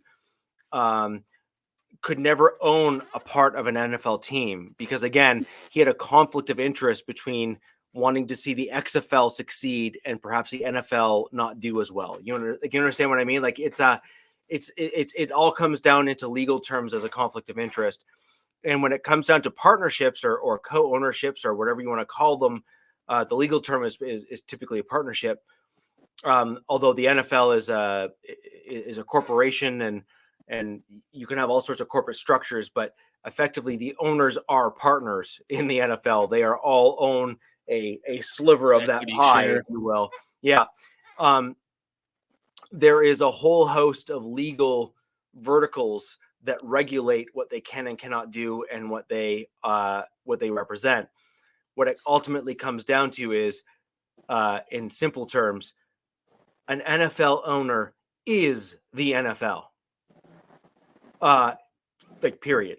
There's I cannot put it in any simpler terms than that. Like it is like, I don't care if you're in the US or in Canada or in the UK. I'm just going to use kind of like the three kind of, larger countries when it comes to corporations that are out there in the world. They all treat corporations and ownership and shares and everything on the same plane. As much as we are different, we are the same. And this is certainly one of those things where all three countries kind of treat everything very much the same way. An NFL owner is the NFL. And so when Jerry Jones doesn't want something to happen and he's acting in the best interest of the NFL, which he almost always does, by the way, for the record, because he wants the money, he is always looking out for the best interest of the NFL.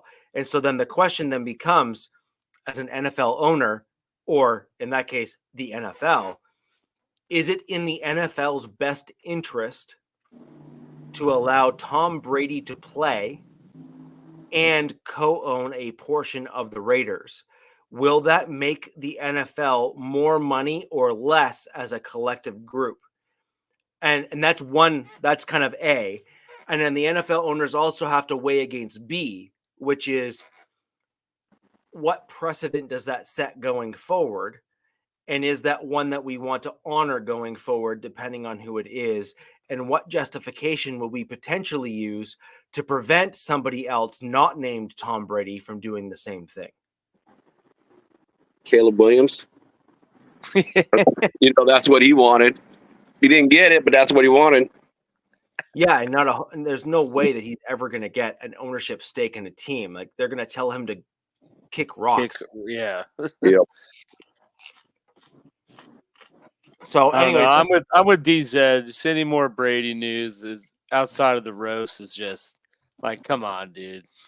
Your ship has sailed. Let's let the next generation come in and have their time. Yeah. Like. So I was talking about the inside backer situation, and we have an undrafted free agent that we brought in just post draft there, and Alex Mack. Or Mock, sorry. And I think he's going to be a great fit. I think he's going to be a guy that will, at minimum, initially make the 53. Given the news that we saw today with, this past week with Sanders. And I also think the challenge we're going to have, or the interesting piece we're going to see, is you're going to need a hard-nosed guy. You're going to need a guy that is a Perriman of sorts in the NFL. You're going to need a guy that can square up and hit people. And moreover, you're going to need a guy that has instincts. And I think that what we're going to see over the course of the OTAs, the joint practices, and also in the preseason games, is you're going to see an inside backer that's playing third string that's going to look more competent than some of the second and first string guys. And I think that that's going to be Mac or Mock there for the Broncos. I think he's going to be a guy that's going to shine. He showed that with Air Force. And I think that you're going to see some real shocks, some head turns, saying like, who the heck is that dude, and how did he square up against that guy, or how did he, who's the guy that tackled the guy right at the line of scrimmage or behind for like a 2-yard loss or whatever, because that's the type of player that he was in college, and I think we're going to see more of that in the NFL. As much as a lot of fanalists like to say that, oh, he's going to step up when it comes to the NFL. It's like, in reality, there are very few players that come into the NFL that step up and what I mean by that is exceed what they did in college. Most of them are more of the same. So they transition to the NFL and they just simply present themselves the same way they did in college. Right? Yeah. And that's what you get. It is what it is, as they say, right? Like, they just do more of the same as they did in college.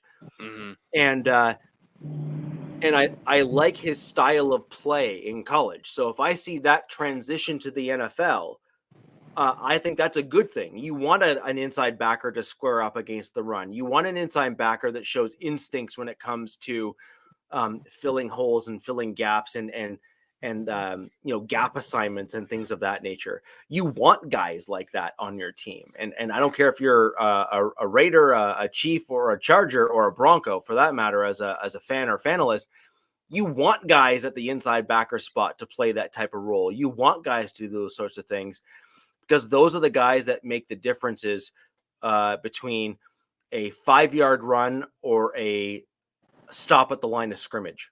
Mm-hmm. It's just a fact. It's the way that it plays out. It's what happens at the NFL level. And then on top of that, we also brought in Roach as an inside D lineman, who I think is going to complement DJ Jones and the inside of our defensive line. Where I'm most concerned as a Bronco fan and fanalist here is the depth after them. Okay, you short up some interesting spots in that interior. All right, what happens when one of those dudes get hurt? What happens when you're now, 2 guys injured? And you guys had that with Philo.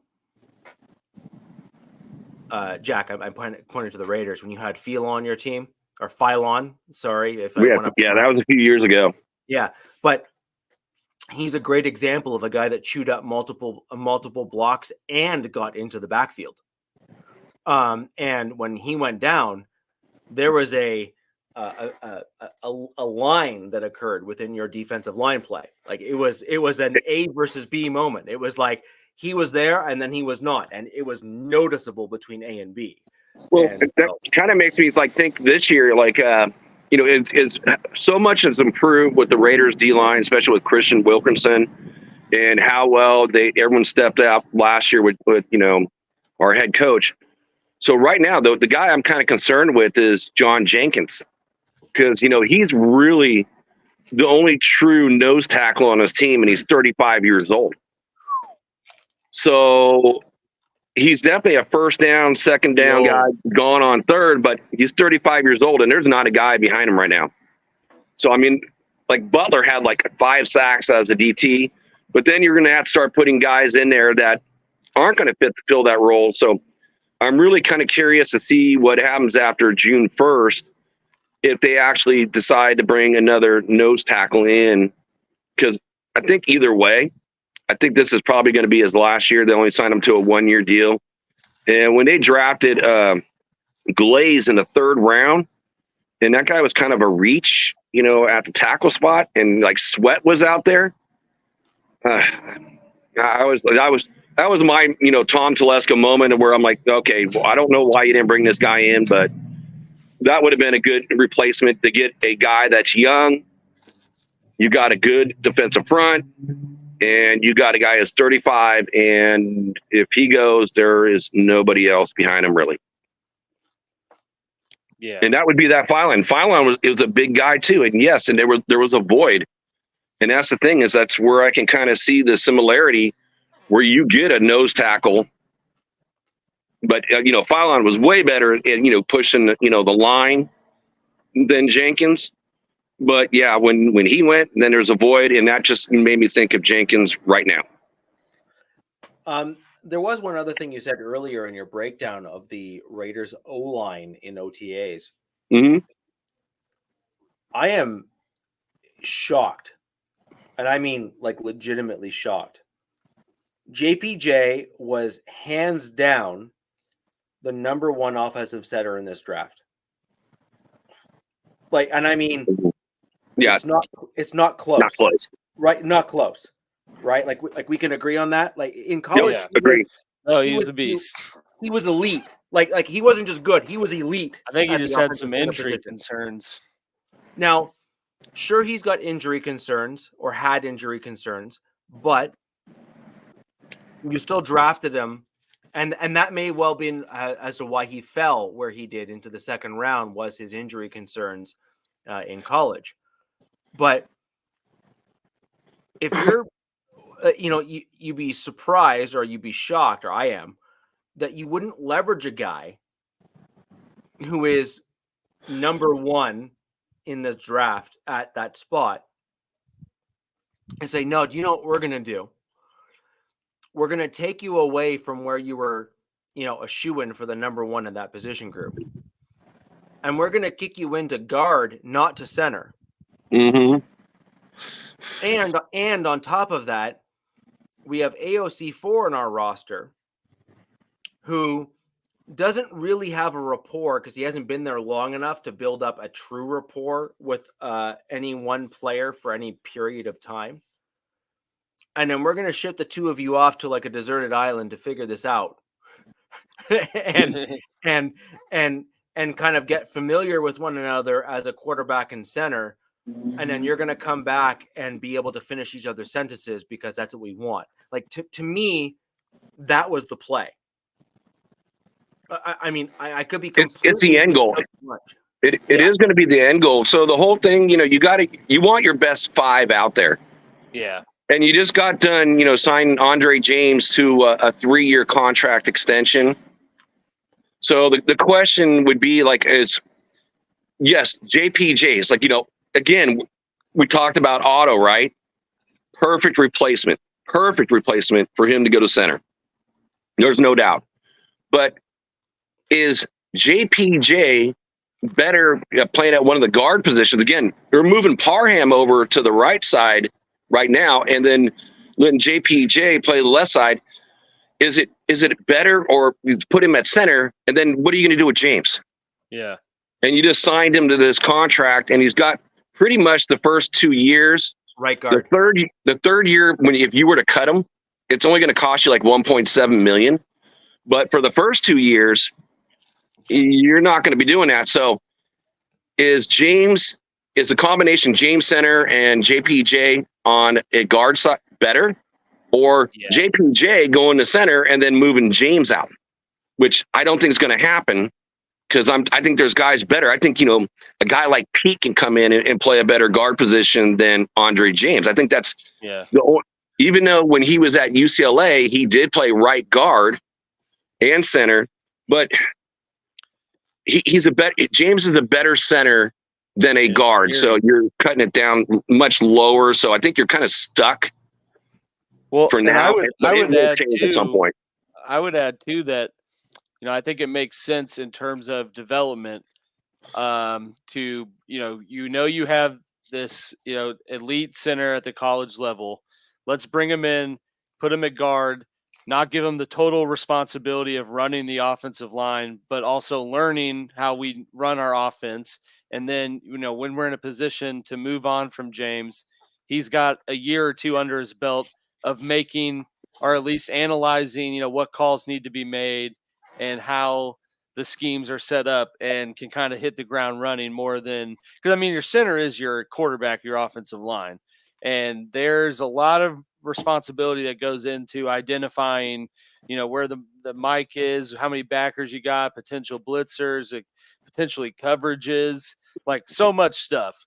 And so I'm sure that's part of the thinking is like, well, let's just get this guy in. We know we got James, who's already an experienced NFL center and has already ran this offense, or at least a variation of it with this unit, in the years past. So let's let JPJ just come in, kind of soak in what knowledge he has, while also not having the full brunt of kind of running the O-line. I look, my whole point that I was making with JPJ and Alex, I can follow that completely. It's very similar to what you guys did with Mahomes. I mean, yeah, that's why I kind of made sure to bring up the quarterback thing, Yeah. So like I am, trust me when I say I track exactly with what you just said. Like I totally follow it. However, hell yeah. However, when I'm looking at the relationship between a quarterback and a center, and if AOC4 is potentially the guy, and I mean that in a bigger sense of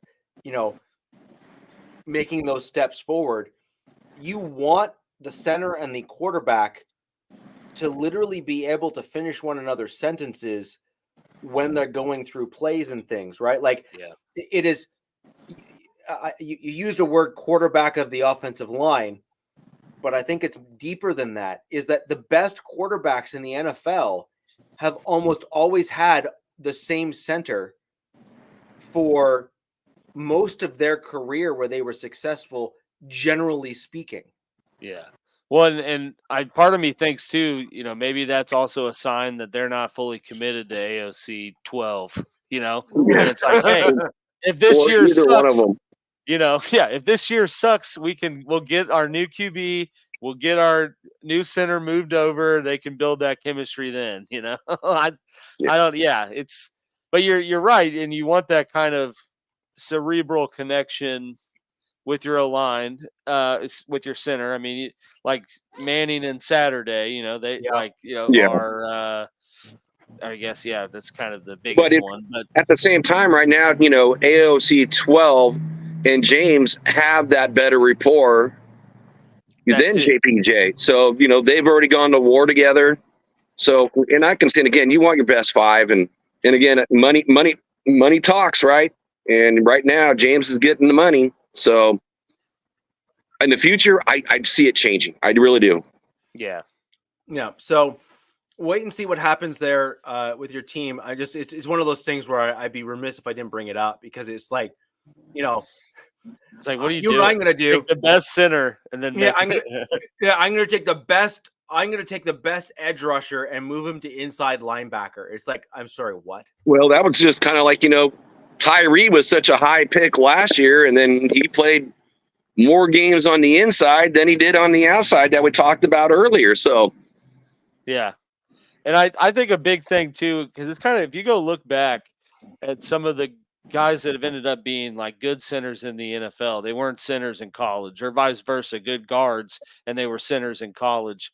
And so I think there's a pretty big sentiment to what Jack's saying. And, teams are just like, I want the best five linemen, or, for sure my best three interior guys and my best two tackles, and, just make it work. And honestly, like as a former center, there was times where I was like, man, I would love to just be a guard. Not have to snap the ball, not have some giant dude right in my face instantly. And I would absolutely love it, because, you look at it, you got Chris Jones over there who can, just bully everybody.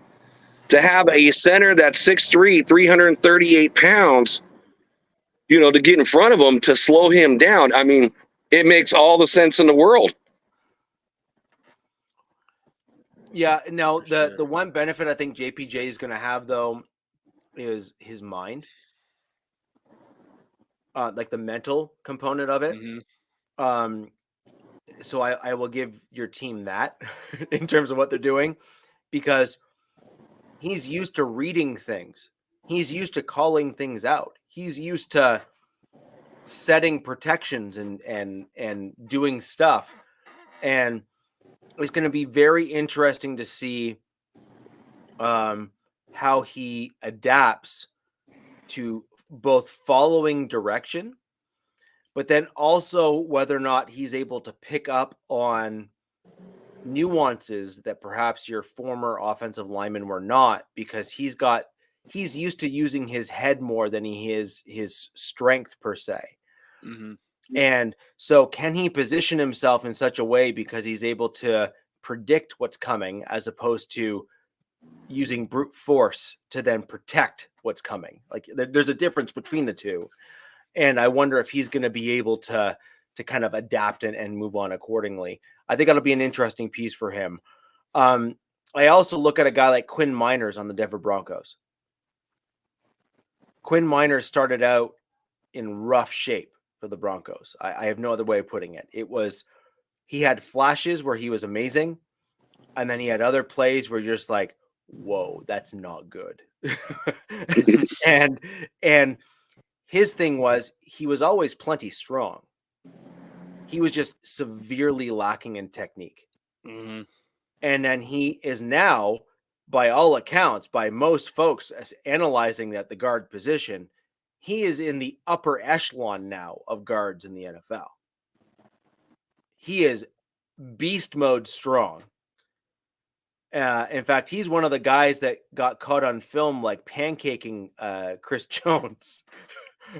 And even Jones, he's a strong man.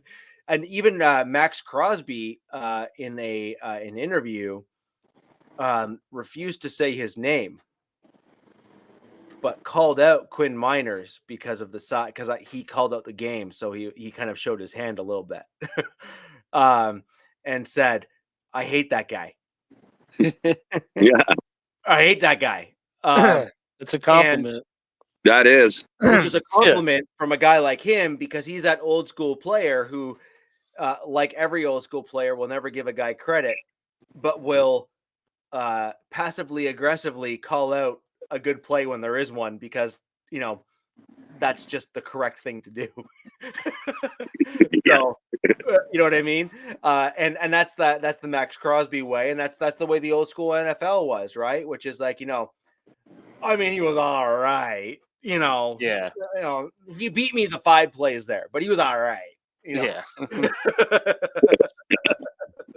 you got to love those big, strong guys as well. It's just, once they get their technique down, then it's just a whole different world. And that's the thing about a lot of, the kids that, all the teams that drafted this year, big, strong, fast. It's just, you got to learn the game. You're just like guys, what you were saying earlier, you just can't do what you did in college and come out here and think you can do the same thing. Now it's time. You got to refine everything, tear it down, build it back up. You got to eat different ways. You got to live different ways. Yeah, I agree. The best players in the NFL, when they come in from college, they immediately identify the top 3 things that they're not good at. And for the subsequent 3 seasons that they're in the NFL, they check those off the list. And then when they come into year 4, it's from that point on where they never go back. Mm-hmm. The only reason why they revert back is their body fails them. Mm. It's not because they don't know what to do. It's because their body won't allow them to do what they need to do. Right. And that's the big difference between, the elite level guys and the guys that are kind of good enough, is they literally eliminate an entire gap in their game in an entire off season. So they'll say, hey, speed rushers coming at my left side was a problem for me in college and transition to the NFL. That's getting fixed this offseason. That is not happening again. And they fix it. And then they might say, hey, a bull rusher that pushes on the lower inside of the right leg beats me every time. I'm eliminating that year 2. Never happening again. And you start getting into these level ups of these players. And then you start seeing guys like Whitworth, for example, who, by all accounts, was clearly the best player on a crappy team. Yeah. and no one questioned it because you could just see his side of the ball, like where he was. There was no problems.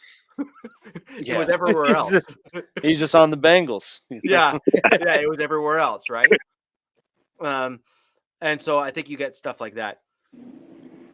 So there hasn't really been a ton about the Chargers that I have seen come out. To be quite honest, it's been kind of autopilot for them. I think the biggest news has really come from. They had a pretty sweet schedule release video. Yes, they did. Credit where credit's due. Their social media team wins again, right? Like they've had some pretty solid stuff being put out on the social media side of things. So credit where credit's due there. But no major news that's really come out in terms of controversy or anything along those lines. Harbaugh took music out of practice. I was going to say that. Thank you. No music, just business. Good. Yeah. Good. Make it non-fun. Good. It's not. You're there to learn and do better. You're not there to start dancing on the sidelines just because you like the tune that's playing on the radio. That was. Yeah, I don't know. DZ, is there any Charger news we're missing here? Yeah, where is Robert? I was hoping to meet him. He just couldn't. He couldn't make it today. He had a work engagement that he had to. He said, Jack's getting on. I'll see you next week. He's I'm not coming. I'm not captain, so. But I mean, unfortunately, there's just really not a whole ton that's coming out of the Charger side of things. It's more we're buttoning things up, we're improving, we're doing better, so on and so forth. And just to my comment there is a fine line about going overly strict, but I also think that there is a culture and a tone that you're trying to set for the team. And I think you need to be honest with yourself as a team to say, you picked 5th overall. Like I've been saying this for the Broncos on Captain Jack's channel and everywhere else, which is the Broncos have outright sucked the last bunch of years. So you can completely miss me with all of the crap about, Justin Simmons and all these other players that we had on our team of being all these all-world amazing players. They seem to be great people off the field. They really do. I have to give them all the credit in the world for being character people. But at the end of the day, the play on the field got us the 5th overall pick twice in a row. So they ain't doing that well. Well, they got rid of Madden. So, I mean, and got a Harbaugh. So that's a definite improvement right there. Mm-hmm. It's like, I swear, it's like, does that guy actually coach or does he just play the video game and just put it into the NFL? Yeah. I did just see that Junior Colson, the linebacker they took, got injured first OTA practice. So they are at least, I think, dealing with a little bit of injury concerns with someone who I'm pretty sure was expected to be in a pretty big role. Did he give any details? That's what no, I don't think there's been. I'm going to guess not that serious, though, if there's not, much on it. Like he walked off on his own, so it can't be too bad. Huh? Who was that? Which player? Junior Colson, the Michigan linebacker. Yeah, I heard that. I would assume they're gonna. I mean, he'll probably be wearing the green dot. Honestly, that's what I heard too. Although they kept on downplaying it, which is leading me to believe that it's more of an annoyance than a true injury. And so until I'm told otherwise, I'm pushing that aside and saying more of a smokescreen than an issue. Probably. Yeah. I think it'll be really interesting too. Like once you actually get to training camp, how are they going to put these tackles? As a Notre Dame fan, watch Joe Alt and all his games. He's a beast. He is a beast. Every depth chart I've looked at has him playing right, but I think I think Coach and any other Chargers fan I've talked to is pretty adamant Slater is going to be the right tackle. It makes No, sense. He's got shorter arms. I called that our first draft show. Yeah, I called that. In fact, I called that on Twitter. I was just trying to before our name show. Chargers fans. Yeah, It was the Chargers. You did call it. It's on Twitter. yeah, I called it as soon as they drafted. It's like, I don't know why you're all so pissed. You've just found But I your don't left know. tackle for the next 15 years. Congratulations. Yeah. Who comes from an NFL bloodline, so Yeah, he knows how the system works too. yeah. Yeah, it's funny watching Alt and then Fisher on the right side of Notre Dame. They were saying that he's I don't know where he got drafted. I forgot, but they were saying he's a 3rd round pick. Alt was just so much better. And I was always thinking, man, that right side is horrible. Fisher can't get the job done. Just take your boy now, Richie Estime, and just go behind Alt. You got a bowling ball, which, he reminds me of a mini, or not mini because he's huge, a Josh Jacobs type player going behind a bull of a left tackle. I'm like, that's a lot of beef that you're trying to get through that and take someone down. Fisher's on the Texans. I had to look that up. I was curious. That's going to be that. They're a good team. They're very stacked. They're very young too. So Yeah. there's a few teams that are pretty young. And it's good. It's pretty exciting all around the league, not just in our division. But I feel like this was a pretty deep draft class in terms of a lot of Future. future. And big time contributors now. Yeah. I agree. It's it just seems like, a lot of good players got pushed way down. So you were talking about your linebacker from Air Force. I look at Trey Taylor, Jim Thorpe winner, at safety. How in the world does a kid like that go in the 7th round? It just doesn't make any sense. So, well, I think all the teams have gotten better because there's just a lot of depth with this draft. It's probably one of the better, group of kids coming out in a while. It makes a tremendous amount of sense when you look at where the NFL values safeties now. The whole point of what you used to have with safeties is you used to have role players. You used to have a free safety and a strong safety. Mm-hmm. And they used to have completely different skill sets. And now in the college level and the NFL level, brought on largely by Fangio, who really popularized it. But at the end of the day, end up with just 2 safeties. It's not so much like one of them's like the quasi linebacker, and then the other one's the coverage dude or some variation thereof. You typically end up now with a hybrid in both positions that are both expected to do kind of a mix of both things. And as a result of that, the college level had already moved into that role, generally speaking. So Fangio just simply accepted the shift and then popularized it by adapting it to the NFL level, and frankly has done very well for himself as a result. So good for him. But at the end of the day, what it comes down to is the NFL is trying to adapt to the college players that are coming out, and the NFL has to adapt. Otherwise, they will end up with what they had in the first little block there, which was a bunch of failed draftees because they were not adapting their teams to fit the college players. They were forcing the college players to try to adapt too much and too far over to the NFL. And you had too wide of a gap. Like the difference between A and B was just such a chasm that the college draftees were not able to bridge the gap quick enough, and they looked like crap.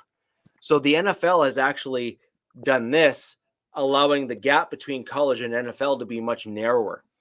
And so, in my opinion, what you're seeing now is the safety position used to be far more valuable at the NFL level in terms of the eliteness of what the position commanded.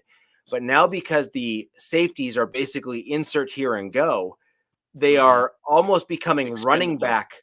They're almost becoming running back devalued in terms of what the position group entails.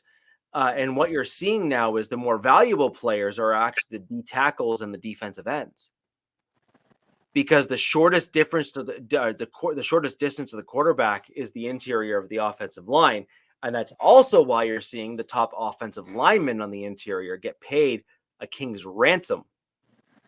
Yep. because having a strong interior of your offensive line means you win 2 Super Bowls.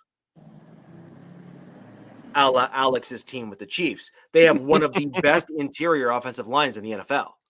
Oh, absolutely. Right. Well, think of it over the years. It used to be, if you go way back in the days, your defensive tackles were never your main guys. Now it's like that's more important than a defensive end. So Jack, here's a great example. We were kind of going history with Otto and stuff earlier in the show. Let's go full circle and we'll close out the show kind of after this and just get your kind of roundtable feedback and go from there. Okay. Sounds good. So who are the key players in those old school teams in the early 90s to mid 90s? Well, let's talk about. Okay. Well, so besides it's always quarterback no matter what generation. Sure. But if you go back in time, it was the running backs. Yeah. No. Running backs were huge. No, you're going too far back. I'm talking the middle group there. So you would like your linebackers. You look at the linebackers too. It's linebackers, wide receivers, and corners. Mm-hmm. Yeah, it's still some of them, but you look at the linebackers. The linebackers we're talking about earlier, like 230, 235. Yeah. Those guys Zach are like Thomas, 250, 260, the big thumpers. Right, but the point is that back in that mid block of the 90s, it was wide receiver, cornerback, and linebackers. Those are your 3 major position groups, and they were like way up there. Mm-hmm. And running back, though. Running back was pretty valuable. And Rick, you nailed it. I'm kind of more showcasing how the league has changed. Yeah, it has. Yeah, and so now fast forward to 2024. Okay, let's just look at 2024 and even this offseason. Okay, wide receivers saw a flat line in terms of what their value was, and that's being generous. If anything, I'd actually say they saw a decline in their market value. Why? Because college has more passing than ever. So therefore, these college draftees that are coming into the league can fill those roles quite easily and quite quickly. And I called that a couple of years ago, Alex, when you were on the show, where I said, I think that's going to be kind of the new up and coming running back position, because I think the wide receiver has peaked, and I think it's now going to start coming down, kind of like what the running back position had. You're going to have a rare few like Tyreek Hill-esque kind of guys that are rare air that will get paid, but those will always be rare air, unique people in the NFL. Going back to what I was talking about with like kind of what we saw in the 90s and now. So you had guys like Deion Sanders. You had guys like Michael Irvin. You had guys that are in that category, that caliber, those unique rare air. Randy Moss. You had other guys that were elite at the wide receiver spot, and then you had like Antonio Cromartie, Darrelle Revis, Deion Sanders, Champ Bailey. You had Asamoah. You had Asamoah. Yeah, you had these guys that were in these kind of competing categories of wide receiver, corner, and then you had linebacker, who were the thumpers that were stopping the running backs at that time as well. All right, fast forward to today's NFL. Who are the most important people in any NFL team, given what we're now seeing in terms of the defensive backfield? It's not a cornerback. It's not a safety. And it's certainly not a linebacker. It's like the nickel. It's the nickel. It's the nickel. It's the slot. It's the tweener run game hybrid guy. It's the pass catching running back. And who else is it? It's the defensive end and the defensive tackle. Yes. Right? Rick's on it. Yeah, he is. He's on fire right now. He's on fire right now. Get out of my head. And yeah, exactly. and the interior offensive line. So what we've just spoken about, Jack, here is you have the cornerback and the wide receiver as competing positions, right? You have the linebacker and the running back that are competing positions, because those are the kind of the 2 position groups that are often at odds with one another. Those were the 2 pedestal or the 4 pedestal positions in that kind of block of time. When you fast forward to now, you're talking interior offensive line and interior defensive line. Mm-hmm. Those are your major like top. And you know, it's kind of like the high valued defensive position sort of goes hand in hand with the high valued offense, right? Like absolutely, the slot hybrid guy is to counteract the pendulum elite tight end. Tight end. The interior D line is to counteract the elite O line, and vice versa. And the reason why you want that is because the interior defensive linemen are getting so good, and that's why the interior offensive linemen, when you have an elite player, like as a truly elite player, like a Creed Humphrey, like these guys that are in that like upper tier class, I mean, they are absolutely invaluable to their team because they are the ones that stir the drink. They are the ones that ensure that you're not losing games and not basically looking like a fool on the field on any given Sunday. And it's super, super interesting to see over the course of like a 15 to 20 year time span, even in my lifetime so far, to see such a major shift from skill position interior to going like legitimate in the trenches. And that was never, those were always like guys that everyone loved to hype up, but they were never deemed the critical cogs on any team. Now they are the group. They are the guys. They are the important cogs on your team. And I'm going to kind of slander my Denver Broncos a little bit and say that's exactly why my Denver Broncos have looked like dog water on the field these past years. We've been awful. And another thing, if you go back to the 90s, like when you mentioned like Michael Irvin, and then you had like the number 2 guy was Harper. Nowadays, you got 2 number 1s on the outside, and it's getting to be so expensive for these wide receivers. Teams are wanting to draft these younger kids so they don't have to pay that money. It's becoming like almost like the second quarterback. Yeah. No, but you're missing it as well. Oh, no. I got everything that you said in the way of like, I agree. All the interior inside out. No, what I'm saying is the college game has become so pass heavy that the wide receivers and quarterbacks that are coming out of the college game right now have so much more nuances to their game now than they did in the 90s and the 80s and certainly in the 70s for that matter. It was all running back in those days. Back then, but now it's all passing. That the whole point now is that the wide receiver position, what used to be like a truly like, upper tier, oh my gosh, we can't wait for that guy to come into our team. Now you're saying I can get a guy in like the 7th that is almost plug and play. Right? Like, I'm sorry, but I'm not at the same time. Like I can get a dude from a small school who you're going to overlook, who's going to be a plug and play wideout, or an undrafted guy by the name of Adam Thielen, who came from Canada, who's basically an all-world, all-pro, who killed it in the NFL for like, 5 to 7 years. And I can get him undrafted and he can put people to shame. So why would I not go that route? Why would I draft a guy in the 1st when I can go ahead and get my interior defensive lineman there who's going to make more of a difference when I can get a wideout who's as good or better in the 7th or later? It makes no sense. Well, and then it's also following the money, right? Because again, now as we're going interior. I mean, like the guy from Miami, the guard, just signed $20 million contract. So yes, it's all about, we want to get the younger guys, the cheaper guys at the prime positions. So yes, you've seen how it changed over the years to where the positions have changed, but it always kind of follows. Where do you have to pay the money where you're taking away from your salary cap, and you want to be able to replace those guys with cheaper options year in and year out, because at some point you can't afford everybody. No, I agree. So, ladies and gentlemen, we've kind of summarized a bit of the OTAs, a little bit of our news around our division. It's off season, baby. This is the heat of the off season. Really, what we're going to start getting into now is the depth of our roster. Some interesting news and some interesting facts. We're going to start getting into our opponents coming up. So we're going to start having some other guests come onto the show to talk about their teams and what we can expect as a division for the AFC West. we're going to go that way and that route on the show. We're going to have some of our opponents to talk about what we can expect and what they can expect. I think that makes for some great dialogue.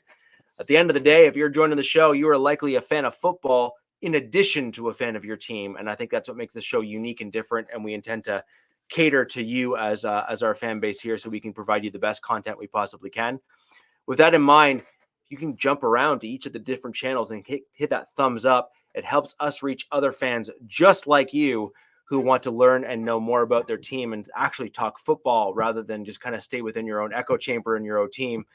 Let's also remember, get out of your bubbles. Come on. We play each other twice a year. Knowing your opponent is half the battle, and being able to speak to your fellow fans is a great thing. So, ladies and gentlemen, click those thumbs up on the way out. Love having you join the show. Jack, I appreciate you coming in and filling in to give us the Raiders take here. I really thank you guys. I really, it's been fun doing it, and I love following your guys' show. And until I see you guys next time. I appreciate it, guys. And ladies and gentlemen, where the West Side is the best side. Peace. Fast lane when I pass in the street, bag of money in the passenger seat. Tempo's been asking for me on the road from the west to the east.